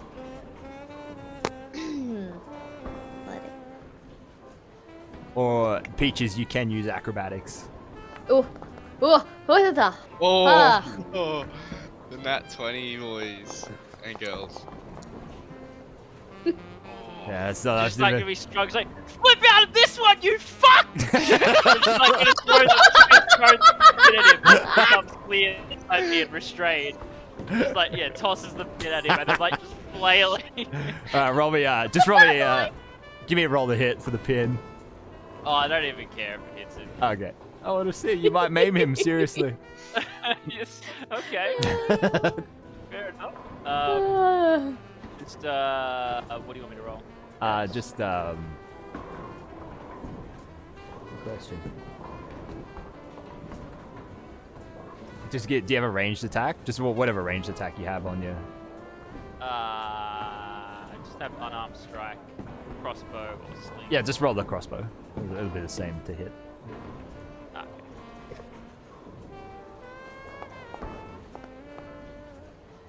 So minus proficiency for a 16 against the Kobold's AC, which is not 16. So you fling this pin. The pin like sails through the air like a throwing axe, just like it's like catches him just like in the center of the head. Robbie, we'll just treat it as Oh god. probably a D8, I think. Oh my god, those fucking strong ass They're heavy. They are heavy. Yeah, 6 bludgeoning damage. Yeah, it seriously hurts him. It's just like it like knocks, cracks. There's like a crunch as it collides with his face, and he falls over, keels over backwards, and starts rolling around in front of the lane. It's like, Jesus! the And I'm like, oh, Maxie's voice! the rest of the entire other team like rockets out of their seats, and the ogre stands up. He's like, "This is well out of line." I'm like holding her still. I'm like, shut up! If he Shut wasn't up! cheating, we wouldn't have to resort to this! Shut up! I'm gonna try and like pull her outside. There's You'll chaos. think breaks- twice before you cheat again. She like holds onto the side of the door as she's being dragged out. She's like, you'll think twice before you cheat here again, you little fuck! Hang on, for just for comedy's purpose. Yeah.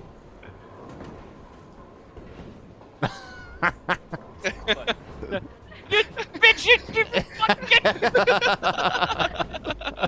Brilliant. Good. Method acting. So, meanwhile, in the background, Thomas is like slyly just quickly making his bowl. Rick. Yeah, I want everyone to be sort of distracted by that. I want to get mine out of the way. Go for it. as Just soon go as down there and possible kick once over the pins, when it man, breaks me out. honestly. You might have to. Knocks 4 pins over Thomas. Go again. Yeah, Just go run again. down the lane and kick the pins over. No one will know. So you managed to get a spare, Thomas. Cool. I sort of like, celebrate to myself as the fight's breaking out, and I look over to the ogre, the super fan of Johnny, and I'm like, and gesture out. Oh, the orc? To the orc, yeah. No. Gesture to like the side of the building, which is where like the alley is to. All right. Yeah, you managed to. He's move past everyone. caught up in the almost fight as well. And he sees you gesturing, and he's like, "Oh, tickets." I say like 2 minutes, He's like, you duck out, and then while the rabble is going on, it's like Banksy's up on his toes, like like yelling shit at the orc, who's like looking down at him, like yelling back. It's kind of, like, meanwhile, Johnny, what are you doing while everyone's just like? I'm just like shaking my head, having a drink. It's like, what the fuck is going on? It's like, It's alright. So it's Banksy just like arguing with the entire other team. It's like, no, he's like, fine, she's being restrained, she's gone outside or whatever. And you want, I think, probably a perception check, Johnny. alright. Yeah, you don't notice as one of the orcs just sort of like backs out of the argument and just moves his way outside to meet Thomas. Tell you to kill my fan. It's so rude. What's happening out? So you're telling him to meet you in the back alley? Yeah. Alright. So has he come out? He has come out, yeah. All right. So in the 2 minutes, I'm gonna go into the alley, and I'm gonna retrieve the items that I stashed in the bin before I entered, back when we first got here. Oh yeah. And then I want to climb up using bins or what have you onto the roof of the alley Right. and duck down low on the roof and look down to see when this guy eventually comes into the alley. Alright. Alright, so there's probably there's not really a roof because the entirety of the city block is like inside a tower, but there's like there's like little alcove you can hide in like within the alley. Absolutely. Yeah. So you watch the orc like comes walking out, and then you see him like excitedly walk down the alley. And it's like, hello, Mr. Tombstone. Out of character. I'm so sorry for this. And I like full reappear. I've been wearing my white shirt and my suspenders. I've got my hair, a little bit different when I've gone in. I wasn't wearing my hat tonight. And just from the shadows, I want Thomas to emerge with his hat, his trench coat, his face is obscured by shadow, and he just falls down as this trench coat flaps in the air behind him. And I want to use my hand axe, which is in my inventory, and slice down the front of his face as I land right in front of him. Just roll the hit with advantage.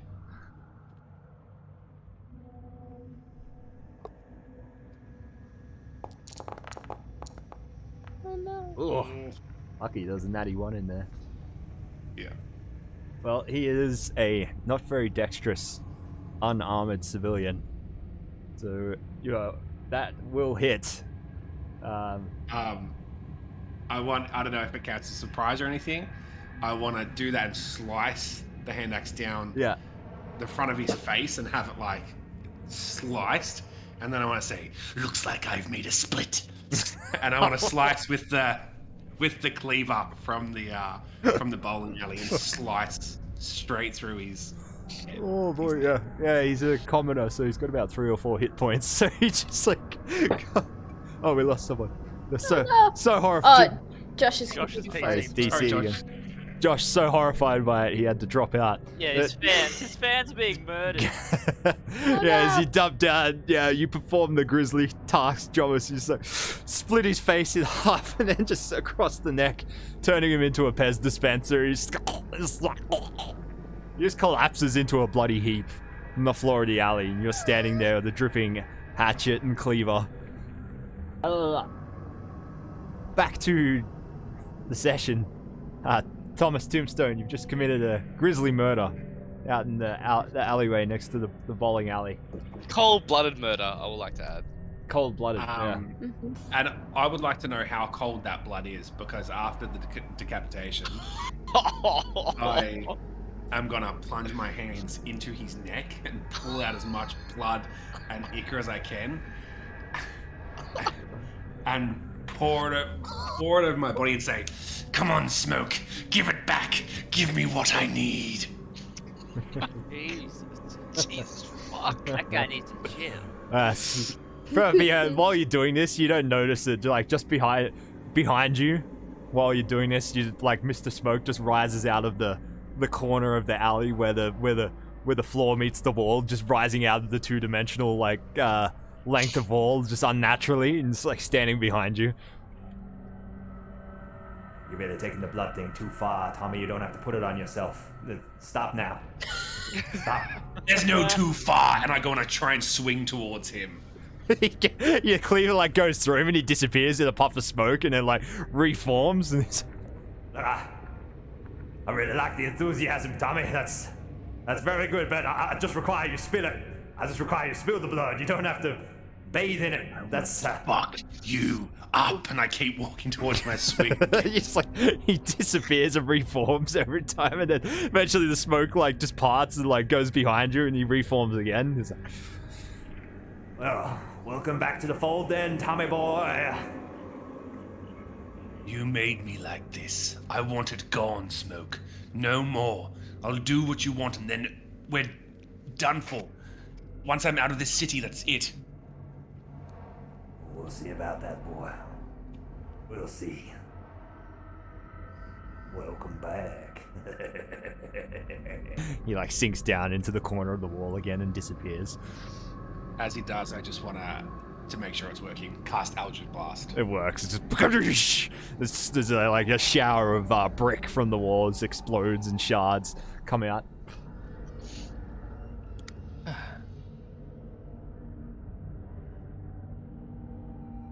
Take a breath and step out of the blood at my feet. what do you do now?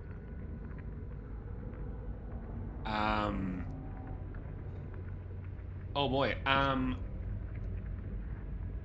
gonna pick up the body of our poor dude, and I want to give him a little blessing, like I don't know, whatever deity that might be prominent in the city of Sharn, and give some sort of blessing, and I say sorry, and I pick up his head and close his eyes, and I want to see if I can. It's like over here.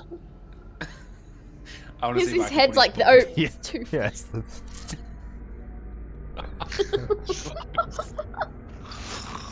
And I want to, like put his body in the corner of a bin or in a bin or something if there's. Yeah. God bless you, trash man. Bye bye. Unceremoniously dump him into a bin. Then what do you do now? I slide him in gently. Oh, okay. So I was still cool putting someone in the bin unceremonious, but Yeah. Okay. no matter how gentle it is. But anyway, you get Different set of morals. Okay. But you're now in your trench coat and hat, covered in blood. What are you doing now? I make off back the way I came, back towards. I'm just gonna avoid everyone after this. I'm gonna go back to my apartment. Alright. Just Doing your disappear into best, the shadows sticking to the again. shadows to stay out of the view of the Sharn watch. You make your way across town, leave Yeah, the you ward. especially don't want to be caught in blackface. Yeah, and head back towards Tumbledown.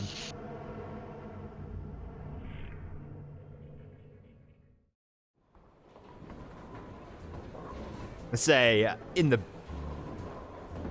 Oh no, yeah, Peach. What, Dumpling? What have you done with Peaches when you dragged her outside?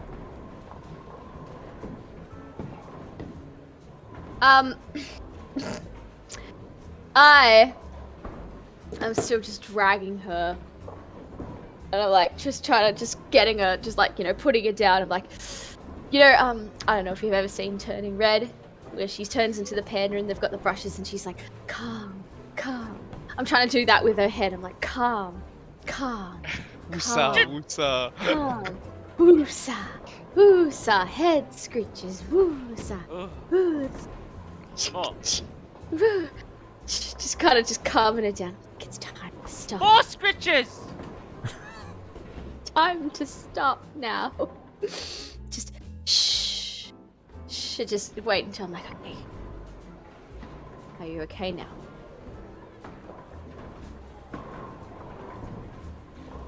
As long as we don't have to put up with that little kobold cheating anymore. Well, I'm sure we're never going to be allowed back to bowl. Or on Banksy's team. So I'm sure you've done that. Done a great job of it. Good. Did we win? I don't know. I think we Well, we've got to go back and find out. She's gonna start like. Yeah, back. no. No, I'm gonna grab her. Absolutely not. You have lost bowling privileges. Fine. I just want to know if we've won. I will check. You stay I here. think you don't have we this. Think Good, I about what promise. you've done. Yeah, at this point, Think about what you've done. Banksy bursts Go. out the door with Johnny in tow, and it's like, well. Did we win? No, we didn't fucking win. We've been disqualified from the entire league. If anything, they should be disqualified. She's gonna start like walking towards the inside again. She's like, "Do you fucking hear me, little man? I'm gonna fucking come and get you." Something's just like, I just calmed her down. Just calmed her down. Well, that was an eventful evening, Banksy. Wasn't it, Johnny? Wasn't it? Where the You- fuck is you want- Thomas? Fucking talk about disqualification. Oh, fucking talk about disqualification. She starts. Oh, do I have my alchemist tools with me? Yeah, she's put gonna, I gotta put calm the down. flaming back into flaming sliders. She's like makes a Molotov cocktail. Just like. I wanna stop her before she throws it. Absolutely not. Yeah, can I like try and catch it, or is she close enough? for me to, like... Yeah, I'm sure you're able Yeah, to I'm interview. gonna try. Yeah, interfere. grab her around the waist. Yeah. Yeah, just between the two of you, just wrenching this Molotov cocktail out of her hands. Jesus fucking Christ! Jesus, relax. Banksy turns to Double, he's like, "Get that bitch out of here! Take her home. Take her back to Jura." What? Yeah, you're You telling are me, this- boss. You haven't heard the... And I'll see you two tomorrow. My office in the morning. I had nothing to do with this. He's like dragging her away. We can discuss your ever-growing debt with me. Somebody's like, "You're sleeping on the couch tonight." Ow. As they get Dumpler like drags Peaches up the street. Banksy turns to you, Johnny's. Never mix your professional life with your social life, Johnny. Yeah, apparently. It's fucking psychotic.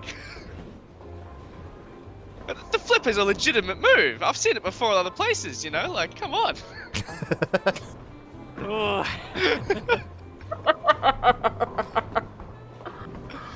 Well, I'm gonna head back to the casino. Yeah, he's gonna look at the time. I'm assuming. Well, actually, what time would it be now?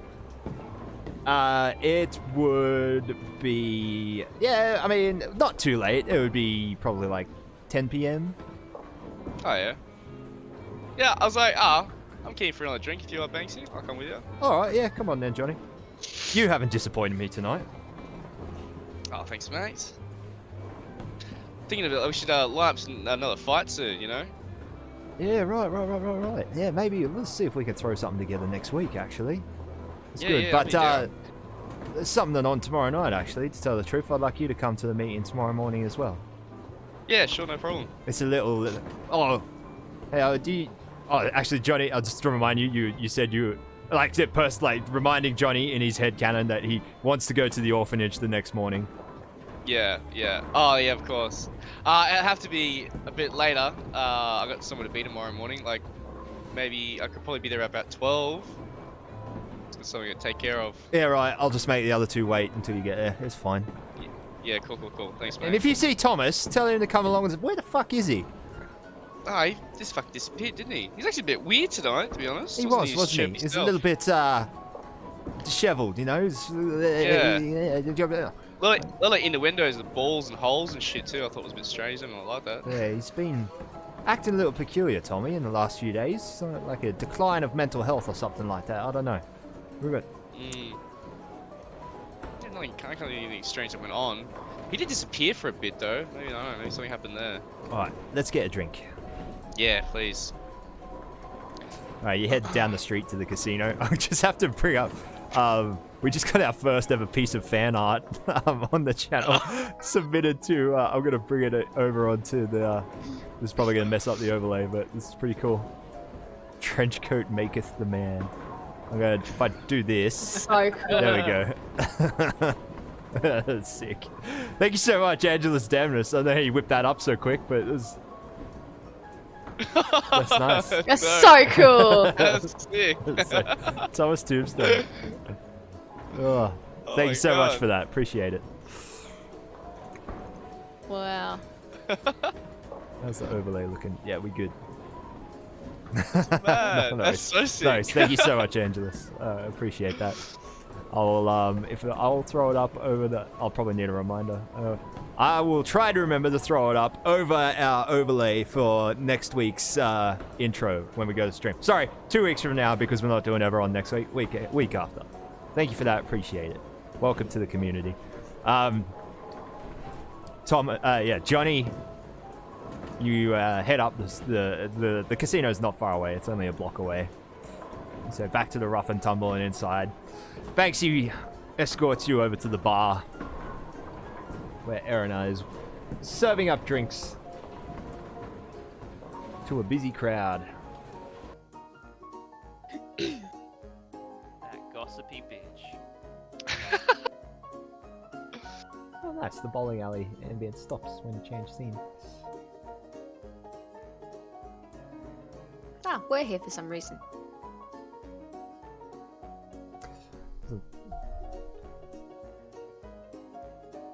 Well, hello, Johnny, Banksy.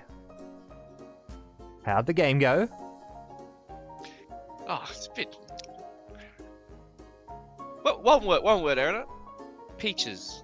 That's all I'm gonna say. Oh dear, what happened? She's a goddamn lunatic. Like, I knew that already, but my god. Fucking gaslighting me.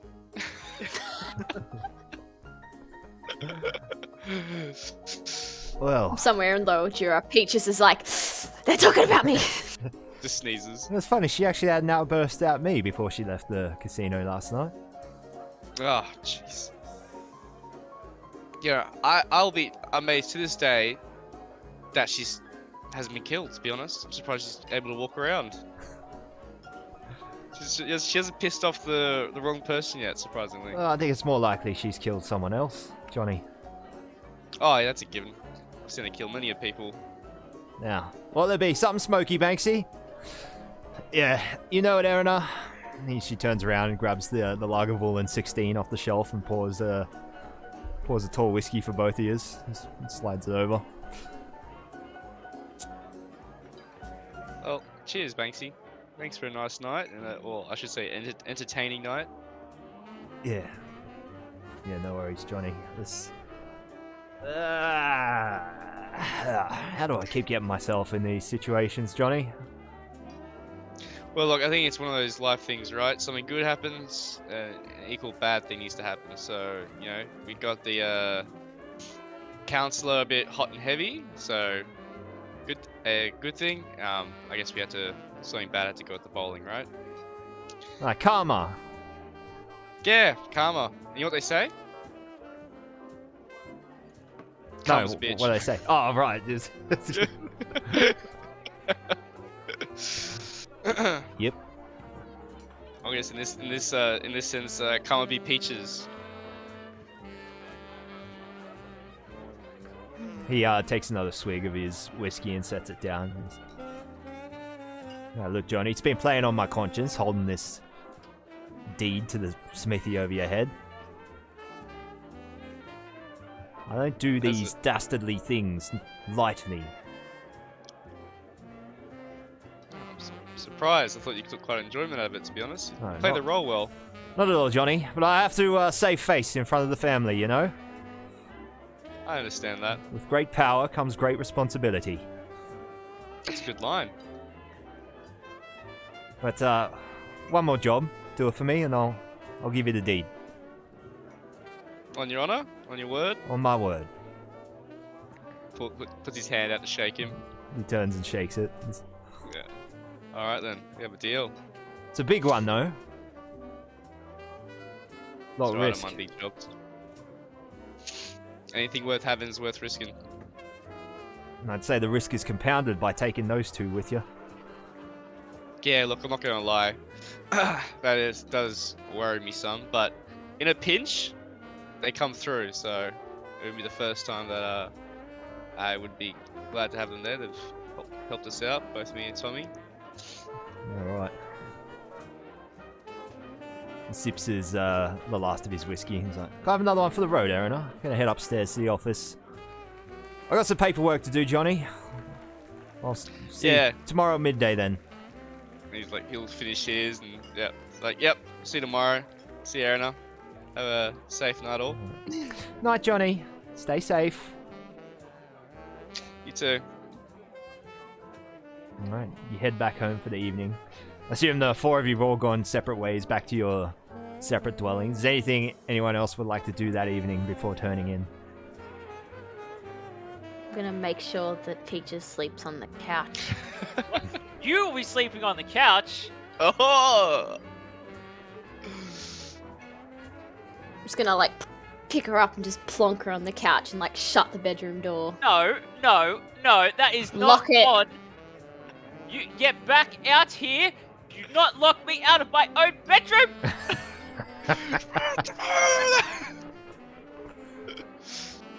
She's gonna cast acid splash and melt the lock on the door. Push it open. It's tough. You just watch, you hear the telltale hissing of the acid melting the metal, and it's like, oh no.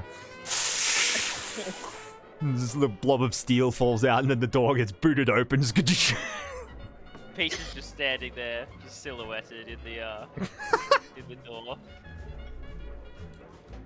You've been a bad boy, Dumpling.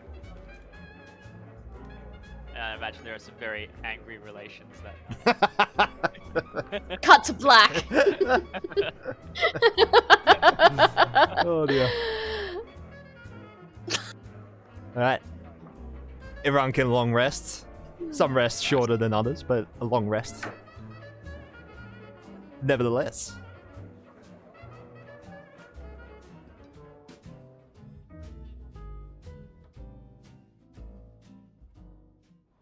Ah, dear.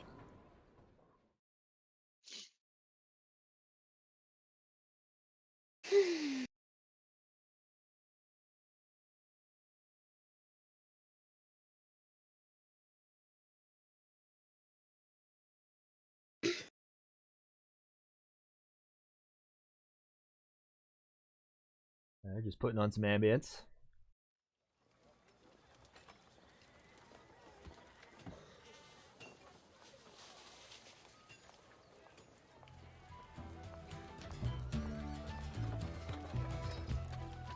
Oh, that's the wrong one.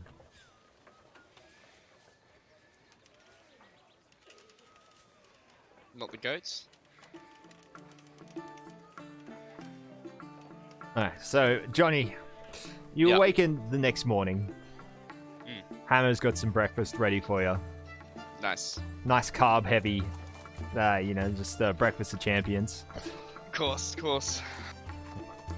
So, well, actually, I'll bring Hammer's portrait up since it's been a while.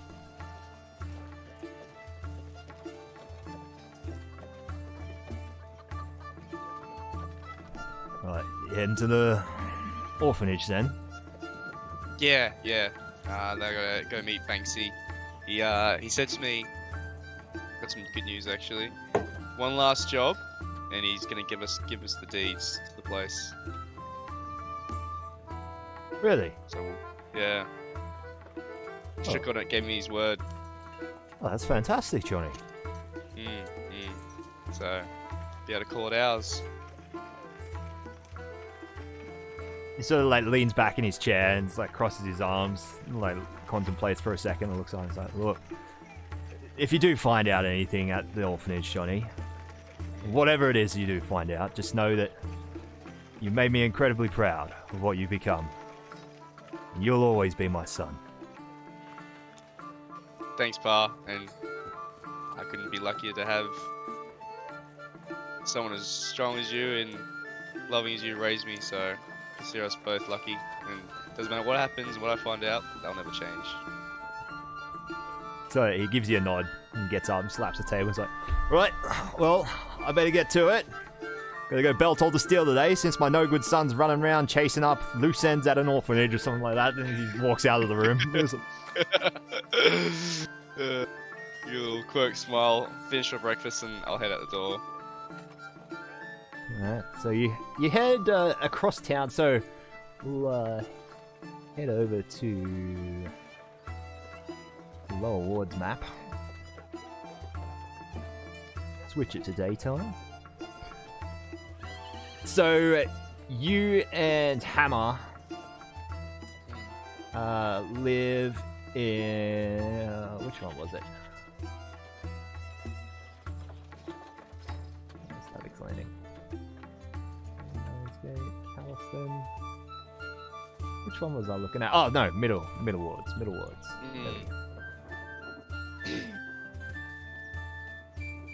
You and Hammer live in Stormhold. Just down south of the Bazaar. Actually, sorry, not Stormhold. You live actually in the Bazaar district. Just on the outskirts where Hammer has his smithy. So you grew up in the Tumbledown Orphanage. Up in the most northern district of Lower Jura. Also, incidentally, where Thomas Tombstone lives in his small townhouse. You make your way up to the Tumbledown district, making your way through the defunct streets of this most lowly of the low districts. Just really run down suburban sprawl of shabby dwellings and poor residences. Plenty of Dramish population here, lots of goblins, orcs around, gnolls, as well as plenty of destitute humans, dwarves, and the occasional warforged here and there. Yep. And you make your way through the district and up the old block where the orphanage was. As you approach the orphanage, you see that it looks quiet and run down. Like no one's been there for years. There's no lights in the windows, there's shutters, it's boarded up. But there is the door still intact at the front of what's basically like inside, like most of Lower Jura, located entirely inside of the tower. So no sunlight, just what the ever-burning torches along the street throw flickering orange light upon its bland, grey brick face, its door, and its many windows sprawling several stories up.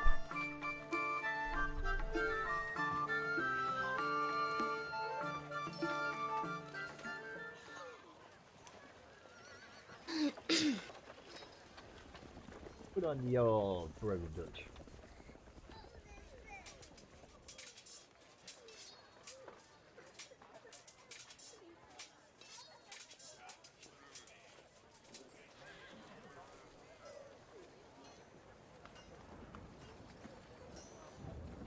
So you make your way inside, sort of like push the door open with a creak. It's barely hanging on at the hinges. So you make your way in. Inside, there's sort of the smell of dust build-up. But you notice flickering lights down some of the hallways as you make your way in through the entry foyer, the administration room, and then out the back. And you see several of the rooms seem to be lit up by lanterns or ever-burning torches, throwing flickering light out onto the hallways.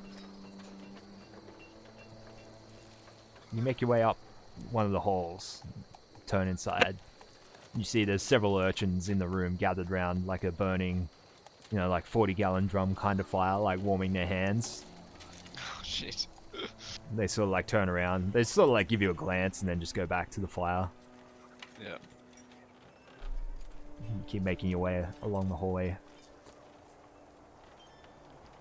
You reach... Looking for an adult. You look for an adult, yeah. So you make your way back to... towards the warden's office, where the head of the orphanage once dwelled. Do you think if there's any remaining files or anything or paperwork that they'll be in there? Make your way down. You find the door to the room mostly intact. The name of the old warden, their nameplates corroded with time. It's unreadable now, but you do see a flickering light behind the door, sort of below the crack, indicating that there could be someone inside.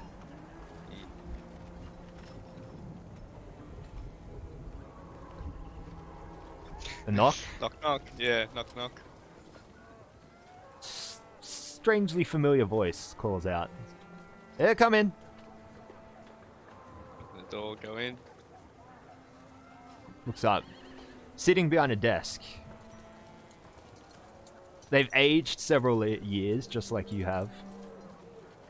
But someone undeniably a young adult version of your childhood friend Ripley sitting behind the desk. So it looks up. Oh, Johnny. Well, that was a bit weird. No one's knocked on that door for a long time. They usually just show themselves in. Okay, Ripley. Didn't expect to see you here. Yeah. You didn't come here specifically to see me? No, actually, I came to see if there's any information of like my parents and stuff, like when I was here, if there's any old records and stuff. I'm not sure if you guys still keep them or anything like that, but just looking for a bit of info, Yeah, right. So like stands up behind the desk, just like skinny, late adolescent male with like sandy brown hair, dark eyes. sorry, no cleavage tonight. Laughs nervously and walks out. Well, look, most of the files here seem to be intact, so I've never touched them. Well, when the war sort of ended and eventually most of the orphans here found homes and the orphan intake from the war slowed down and there was no need for so many orphanages throughout Sharn, so a lot of them closed down. This was one of them. So some of us who didn't like the homes we went to came back here. Right. Okay. And what are the kids? Who are the kids out there by the drum fire? Urchins. Right. Streetwalkers. They're Yeah. friendly here as long as they don't start trouble. Yeah. Yeah. I'll give Fair them a enough. place to stay. Occasionally they bring in some coin. Yeah. Right. Okay. Yeah, Warden's files are all still intact here, so go for your life. Yeah. Thanks. Appreciate it. Me, Johnny will just sit down and start rifling through, see if we can find any info, find his name file, I guess probably the first place to start. If it's alphabetical and all that. Yeah, after a few minutes of rummaging, it's easy enough to find. You find a little folder dedicated, just says John Sullivan in bold print on it. You crack it open, there's not a lot of information in it. There's basically just a your history of staying through the orphanage, any incidences you caused.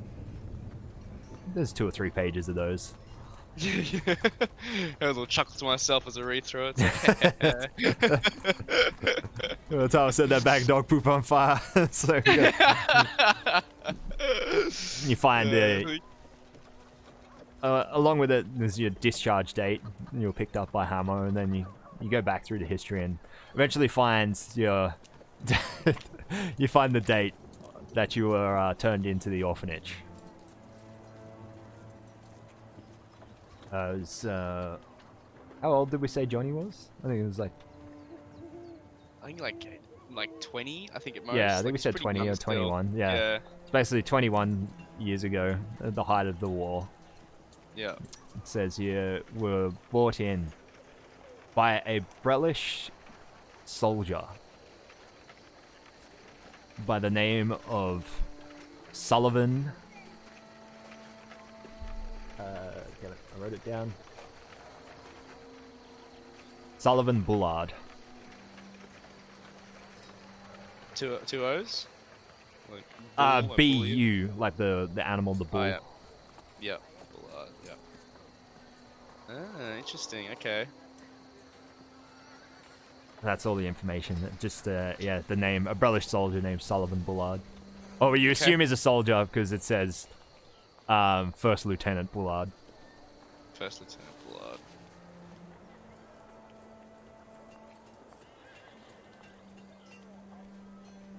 So Ridley's sort of like watching you over his shoulder. Are you trying to find out who your real parents are or something? Yeah. I don't know, just had an inkling about it, so thought I could see if I could find any information about it, you know? You never know what's... Yeah, I probably won't find anything, but thought I'd give it a go at least, before it gets too long. Yeah, right. What'd you find? Just the guy that dropped me off. Sullivan Bullard, sorry. So maybe, yeah, I don't know. Seems like he's a soldier. Alright. Well, if he's a soldier, they might have some info on him at the city archive. Yeah, good idea. I might go check it out. Thanks for your help. Let me access the files. Anytime, and I guess you know where you can find me now. Yeah, true. Good point. Here Yeah. or at the bar. Yeah. Come visit the shop sometime. No, I will. Yeah. I'd like you to meet Hammer, my pa. Yeah, he sounds cool. Yeah, he's a lad. Alright, well, I'm gonna go check this out. I got a meeting later on, so good to see you, Ridley. Yeah, you too, mate. Well, see you soon, eh? Yeah, see you soon. Exit stage left. Alright, you make your way out of the orphanage, back across Tumbledown.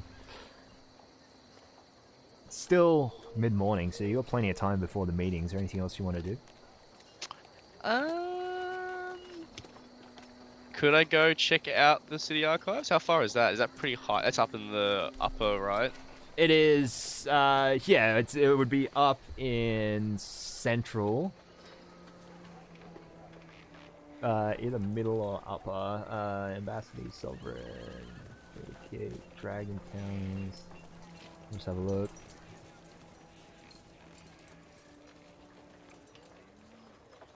Yeah, it's up in highest towers, I believe. Yeah, I might go there. Do I have the time to get there and back?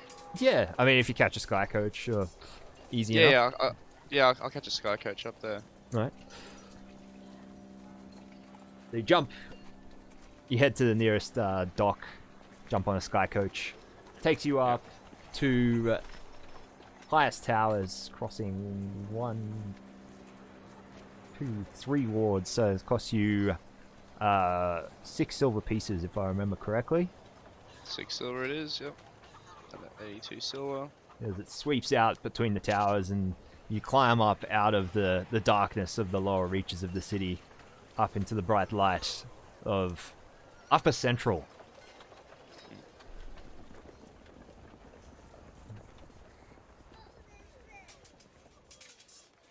And into highest towers. So it's this is like one of the main government districts of Sharn's. It's got the council hall, the guards barracks, one of the biggest temples to Baldray, as well as plenty of upscale shops and things like that. As the sky coach flies among the towers, and you just have panoramic views of the entire city around in 360 degrees before it touches down in the streets of highest towers at the dock. You make your way up the street, asking for directions to the city archives, or eventually finding your way there. Large, bureaucratic building carved out of grey stone, large columns and a large set of stairs leading up. Inside, there's several queues of people waiting to speak to the tellers. Jump in line, make your way, waiting patiently for about 15-20 minutes before getting to the front. The teller greets you with a pleasant smile. So, oh, good morning. Welcome to the city archives. Yeah, good morning. I'm just looking to find a bit of information on old soldier. Would you better help me with that, or do I need to be? Can you direct me to somewhere to go? No, it's I've never really been here before. Absolutely fine. As long as it's public information only. Obviously, we can't disclose. Of course, people's private details. Yes, what's the nature of the inquiry? Which soldier? He's First Lieutenant Sullivan Bullard. Oh, okay. Brushing up on a bit of history then, are we? Yeah. Right. Oh, yes, we have plenty of information about Colonel Bullard. Oh, wow, okay. Yeah. I'll fetch one of the pages. They'll show you the way. Just head to the door over there. Thank you. Much appreciated. You head over to a large set of oak double doors that are propped open. And you can see just rows and rows of,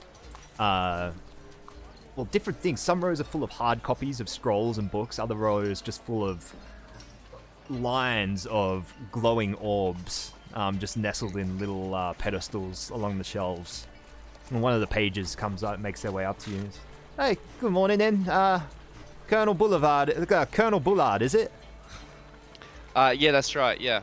Alright, come with me then, Mr... Sully.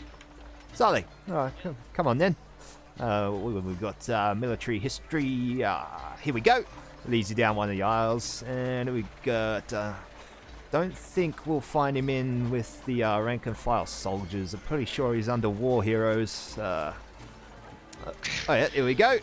He props it out. Yeah, there we go. It's rather heavy file. It's more of a sort of safety deposit box kind of thing, a large case that you drags out with effort. It's like, there you go. you're free to take that over to one of the tables if you want. Just make sure that all the contents are returned inside it. You cannot take anything out of the city archives. Please do not try. There are alarms, and they're magical. Yep. Thank you. Got it. Yep. All right. Well, there you go. Have at it. Thanks, mate. Yeah, I guess I'll go find a table, sit down, and start rifling and reading and or whatever this was. Right, so you pull it out. Yeah, you find the case so heavy because it's full of like old newspapers, like archived newspaper clippings and military field reports and accolades and multiple things, and you start sorting through it and you start piecing together the pieces of the life of Colonel Sullivan Bullard. One thing you establish pretty quickly is he's still alive. And he was a Brellish war hero who served as a battalion leader of a battalion of Brellish bear cavalry. So soldiers that rode big, giant fuck-off bears across the battlefield. And he was a highly decorated soldier, made his way up, entered as a low-ranking officer at not at the start of the war, he wasn't that old, but like middle war. Quickly made his way up the ranks and all these acts of heroism and good leadership, and just kept getting promoted and promoted.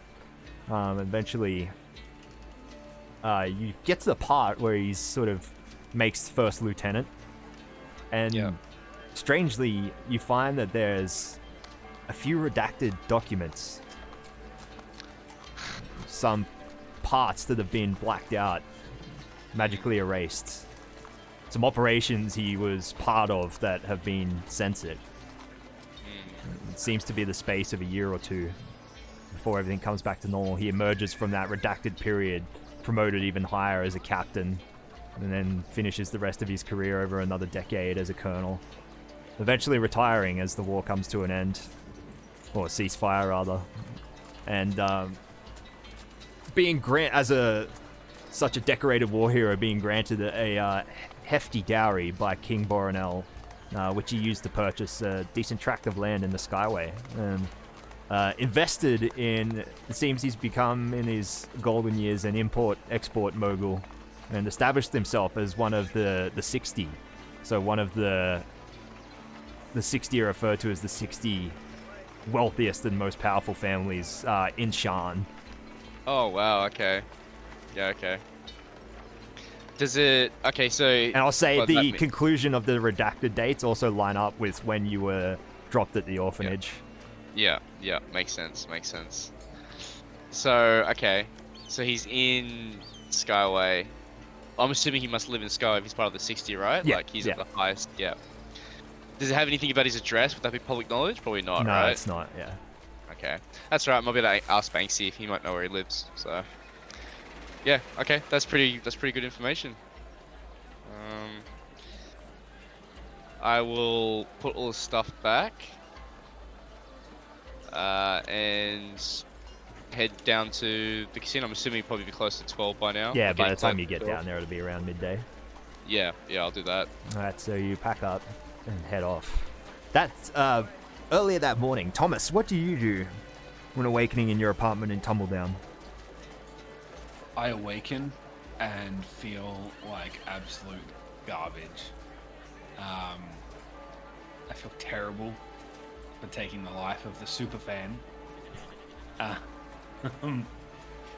But I wake up and I get my bread out as I did yesterday, and just to make sure, I do a light Eldritch Blast on the bread, just to get a little toasty to see if it's all working.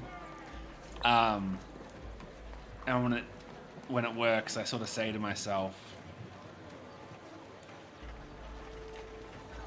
there will come a day where I won't need Mr. Smoke. But for now, I need him. And I will repent for what I've done to the innocents that have died by my hand.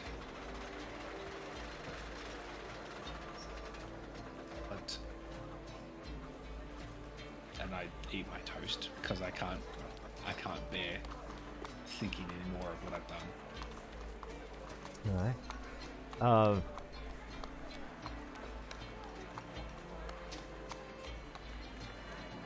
You get the you're like just chewing on this plain toast. You haven't put anything on. You're just like just dryly chewing on it. And all of a sudden, you're just like shaken by a loud thump on the door downstairs. Just, doom. I go over to the door. Did we establish that I have a little spy hole? You have a goblin height peephole, so you can lean down. Goblin height. But it's pretty much a giveaway as you're making your way down the stairs. It's just like the thump keeps rhythmically repeating every few seconds. So you kind of you glance through the peephole and you're just like expecting to see a giant eyeball, and that's what you see, a giant eye. I take a deep breath and I open the door. Yeah, straight away it just flaps into your face. Message from House Stivis. Like wrestles past you and flies up the stairs and into the kitchen. Starts circling the kitchen table. As I was opening the door, I'm already saying thank you very much, as it like flies in because I just wanted to get it out there. I chase it up into the kitchen. Does it have parchment or it reads the message? It's usually a voice message. Yeah. I say yes. What is the message today? It starts flapping around and it slows down and stops and like lands on the table. Thomas, it's Banksy. Not sure what happened to you last night, but if you're alive, could you kindly come down to the casino at midday?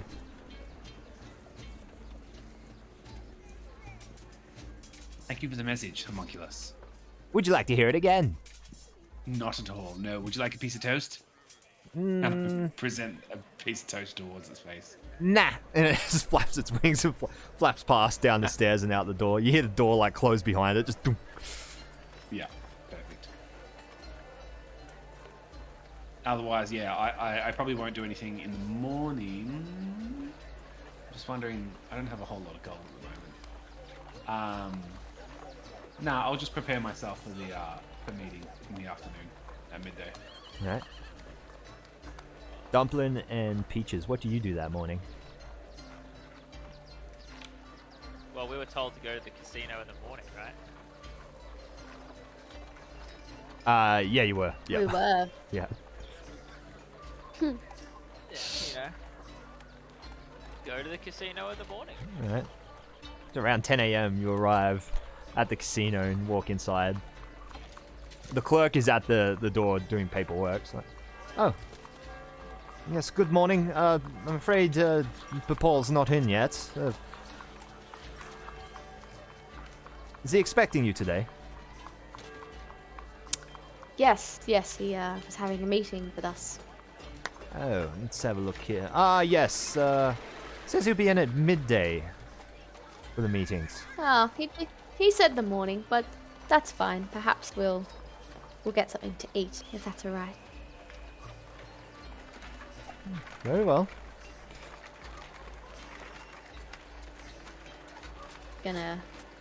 They do have a kitchen at this casino, don't they? I'm sure they'd have to have one. I'm afraid it's not open at this time of day.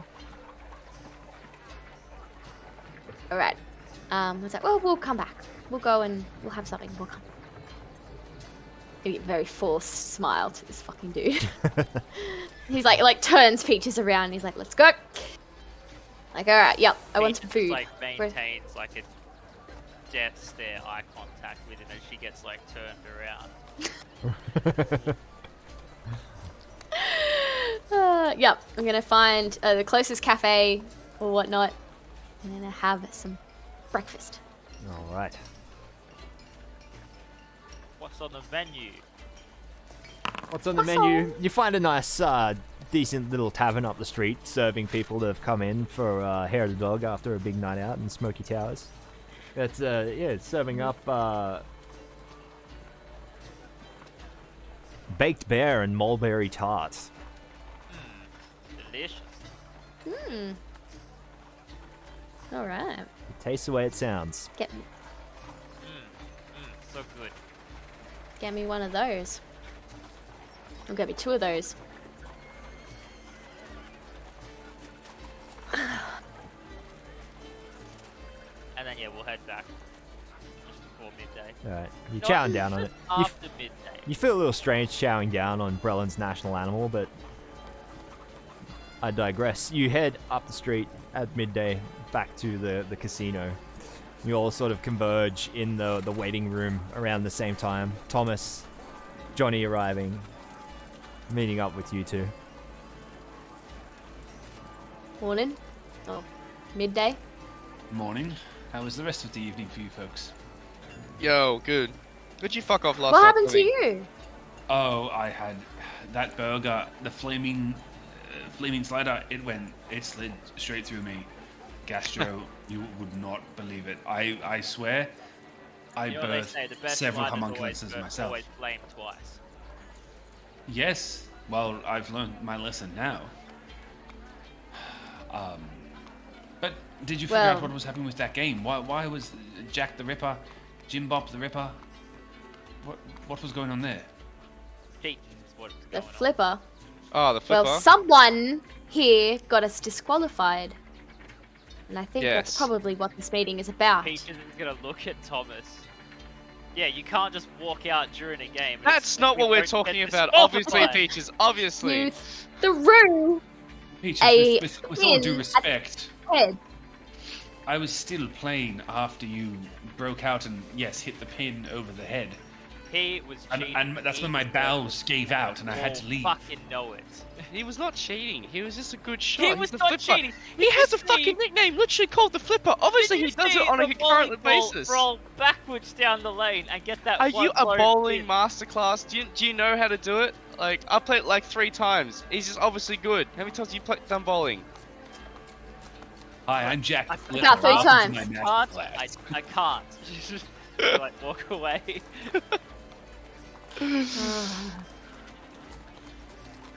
Ridiculous. Women, I Walks tell over you. to the bar. She's like, "You, wench." Is that within earshot of us? Can we hear that? There's not even anyone behind the bar yet. Oh wait, no, it is Ah. midday. Yeah, no, Erina has just rocked up. She's like, I'm sorry, what the fuck did you just say to me? What the fuck did you just say to her? What the What did you just say to my wife? What did you? And then I turn in. What did you say to her? I'll say Peaches, whatever I show a want little to respect. be a Erin, co-wrecker, and Listen, you may be one of Banksy's little lackeys, but I will fuck you up. See her like just tightly gripping the rim of a bottle of whiskey. It's like, and it's upside down. anytime, darling. Anytime. No. Any place. I would like to see that. Ladies, it's too early for Lucky, this. if I wasn't Please. so tired from last night, I would be beating the shit out of you. What, did you As sleep on it the is. couch or something? Tried. Didn't work. I Yeah. want to gesture over the bar to Erina and I say, Erina, can I get a Bloody Mary? And I put down enough coin for the drink, and I want to put down another gold piece and say, you're not paid enough to put up with this bullshit. And I slide that as a tip to her. You're a doll. And she like puts the whiskey bottle down. You notice the exposed dragon mark she has like on her chest, on her like above her like low neckline is just pulsing with like a purple glow, and it sort of like fizzes out a bit. And Bloody Mary coming Have up. I ever noticed that before? That she Yeah, has I a mean dragon she mark? just wears. She's just a marked. She has the Okay. mark of hospitality. Sure. Anna, honey, can I get give me an owl? Aggressively. I'm gonna like slam a hand over her mouth. Like, shut up. You just don't know when to shut the fuck up, do you, Peaches? Read the room!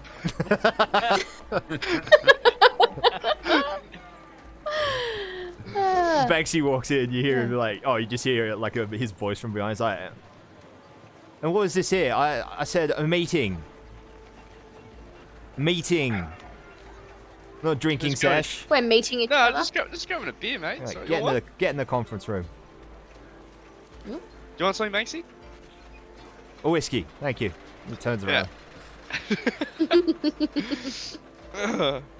Oh, eventually come in, just hold the whiskey and hold my beer. So, there you go, mate. She's like gonna walk to the door of the conference room and turn and look back at Erina. She's gonna mouth the words, "I'll kill you." my god. You see her very aggressively, like shoving toothpicks through olives. It's like. Dumpling kind of like turns and mouths, I'm sorry. What? To you like, I mean, I love you. don't even look at that. Hussy. Oh my god. I love how much of Dumpling. I'm gonna like kind of just grabbing her by the hand and very like, you know, just not, you know, pulling her into the room like, you sit down. She was already in Shut up. Sit down. Shut up. All right.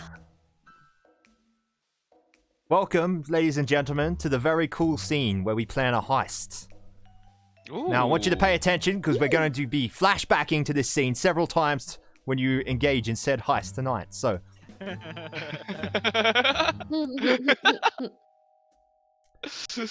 Urtain Gala, who's familiar with it? Yeah, I've heard of it. Yes. I've written papers about it. Right, well, you may have read that the first one in 6 months is happening tonight. At the Yes. manor, up in the Skyway. There's a flavormancer, I believe. That might be That's right, Salim Wavir. I'm a big fan. I've had his cuisine before. It is top notch. It'll put your ass right in the can. I've heard good things. No, I've had enough of that already. No, in a good way. You know, it's the good burning. It's like, oh, it tasted so good going down. But it hurt. You know how it is. Salonen dishes, isn't it? Anyway. It's funny you should bring that up. Are any of the four of you skilled in the culinary at all? I don't think I am. I'm gonna check that. No. I mean, Right, Is cooking even a thing? I dabble. right. Well, you've got a few hours to go home and learn how to crack an egg. Because you're working Johnny's- your kitchen hands tonight. Alright. What? We're just kitchen hands? Well, There's What are more we to this feeling? it's a place. pass. Rare Alright, ingredients. alright. Yes, I understood that, Peaches. Alright, let me lay it out for you. Mr. Salim Wavir was silly enough to park his little Salonen barge within our Boromar-controlled customs dock. If he wants to be taking that hunk of junk out of there, he's going to be taking on 4 new employees tonight, on my orders. That's where you 4 come in. That's your in to get into the gala. Yeah, right. I need you to rock up, pretend like you know a thing or two in the kitchen. And at some point in the night, you're going to finish serving the food, and you're going to start busting plates, right? Yep. Now, I need you to use your skill sets. He looks over at Peaches. To break in to the master bedroom. Procure me an item. And get out of there. Undetected. Shit. That's big moves there, Banksy. I expect even bigger pay. What sort of item are we getting? Ah, choice piece of jewelry owned by Miss Celeria.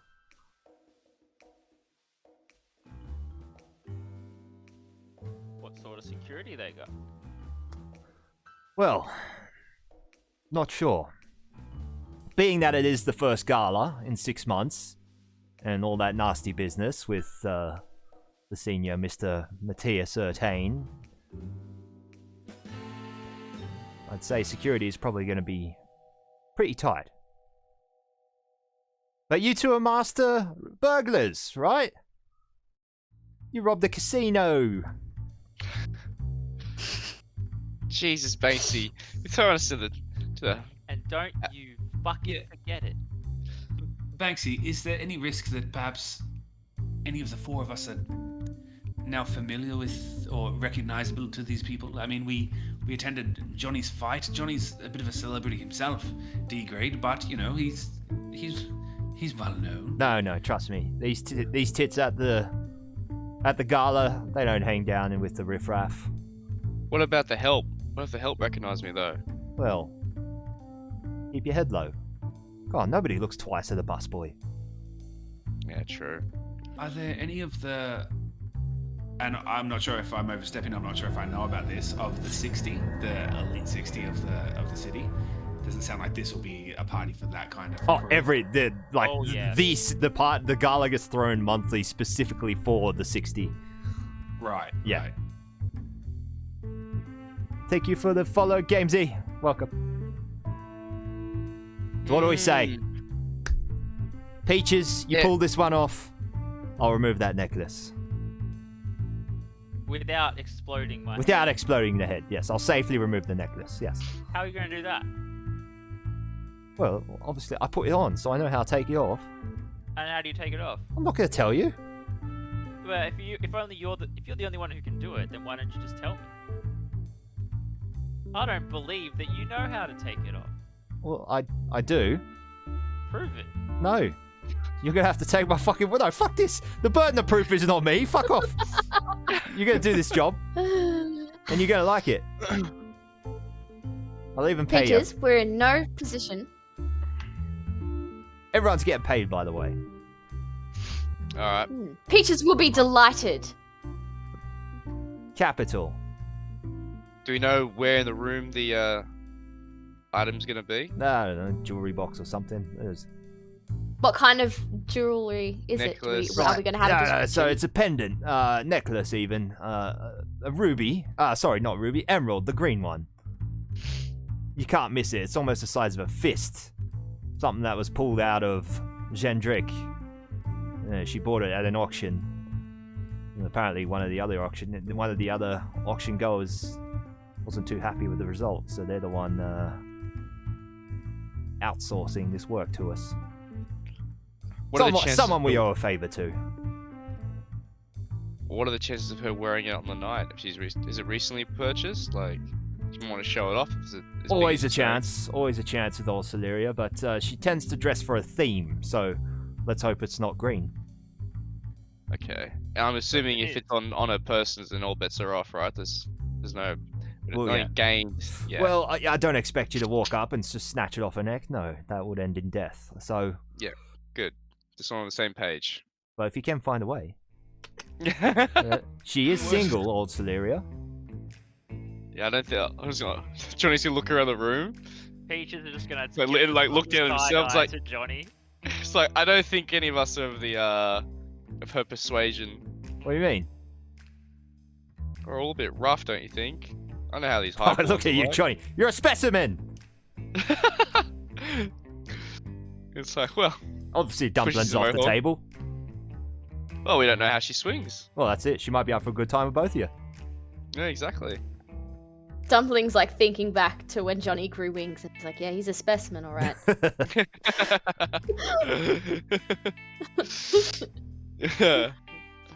Well, And remember, you're in the Skyway, so maybe pick up a Featherfall token. Could make for a quick exit.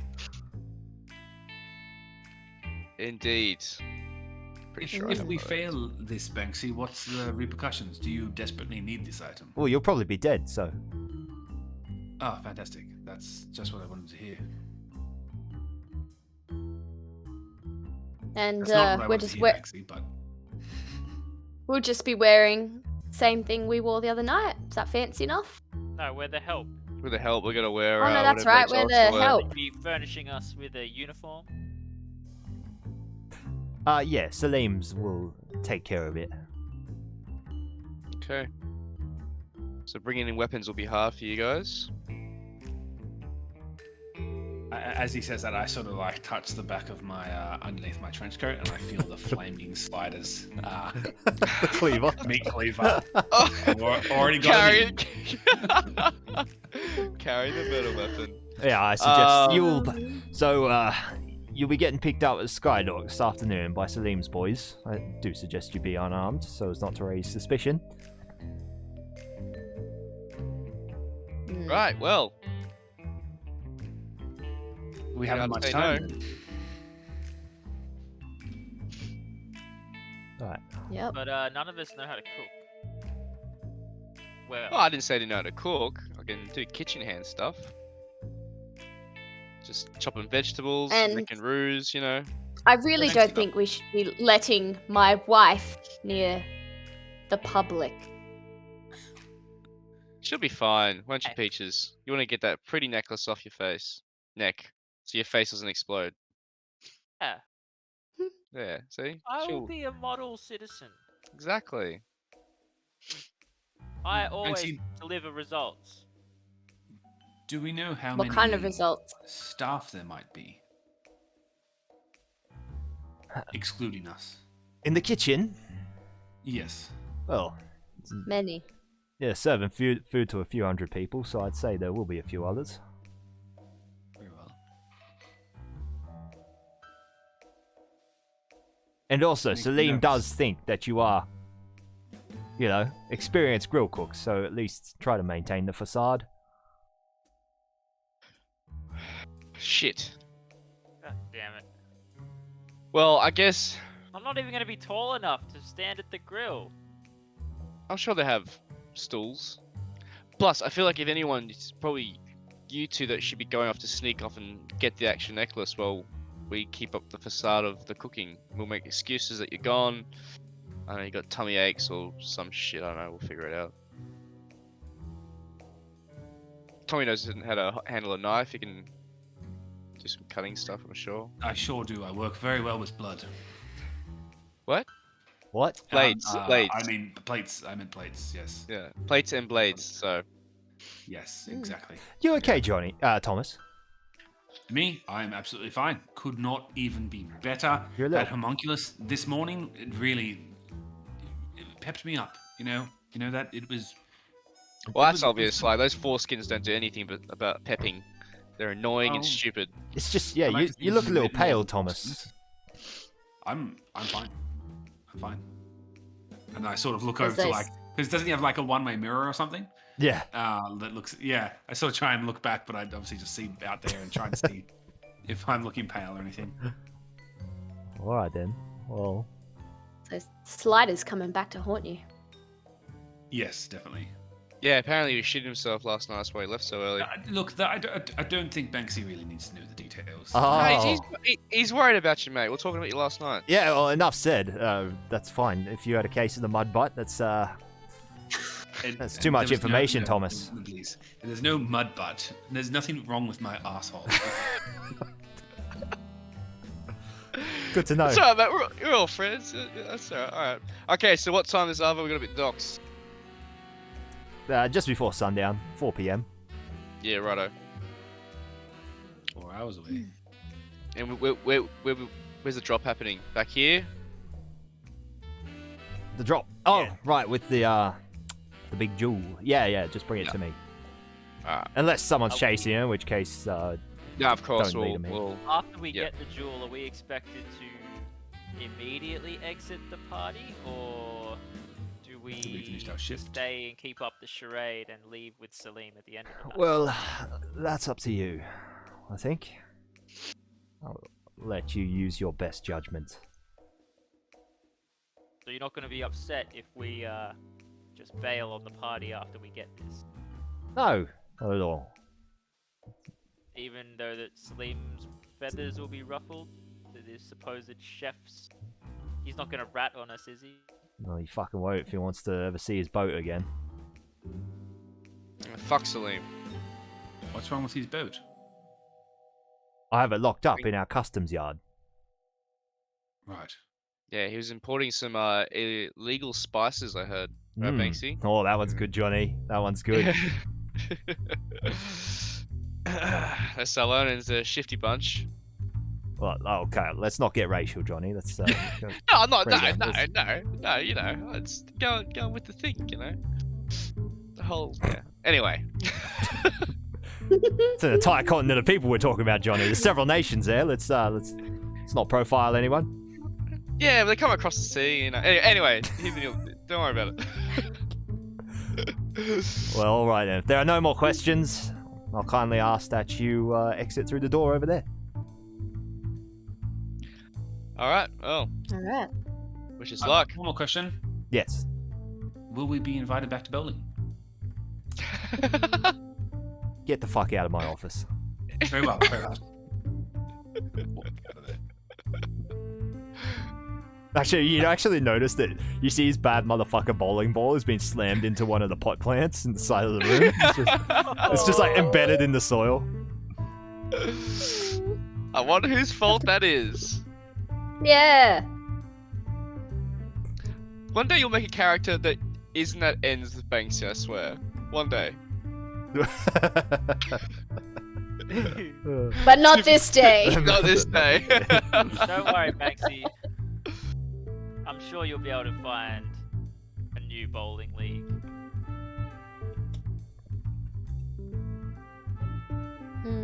They talk, the venues, right? We've been banned from the league. Well, if it's got so many cheaters in there, I mean, do you really want to play anyway? Get You could start your own league, Banksy. out!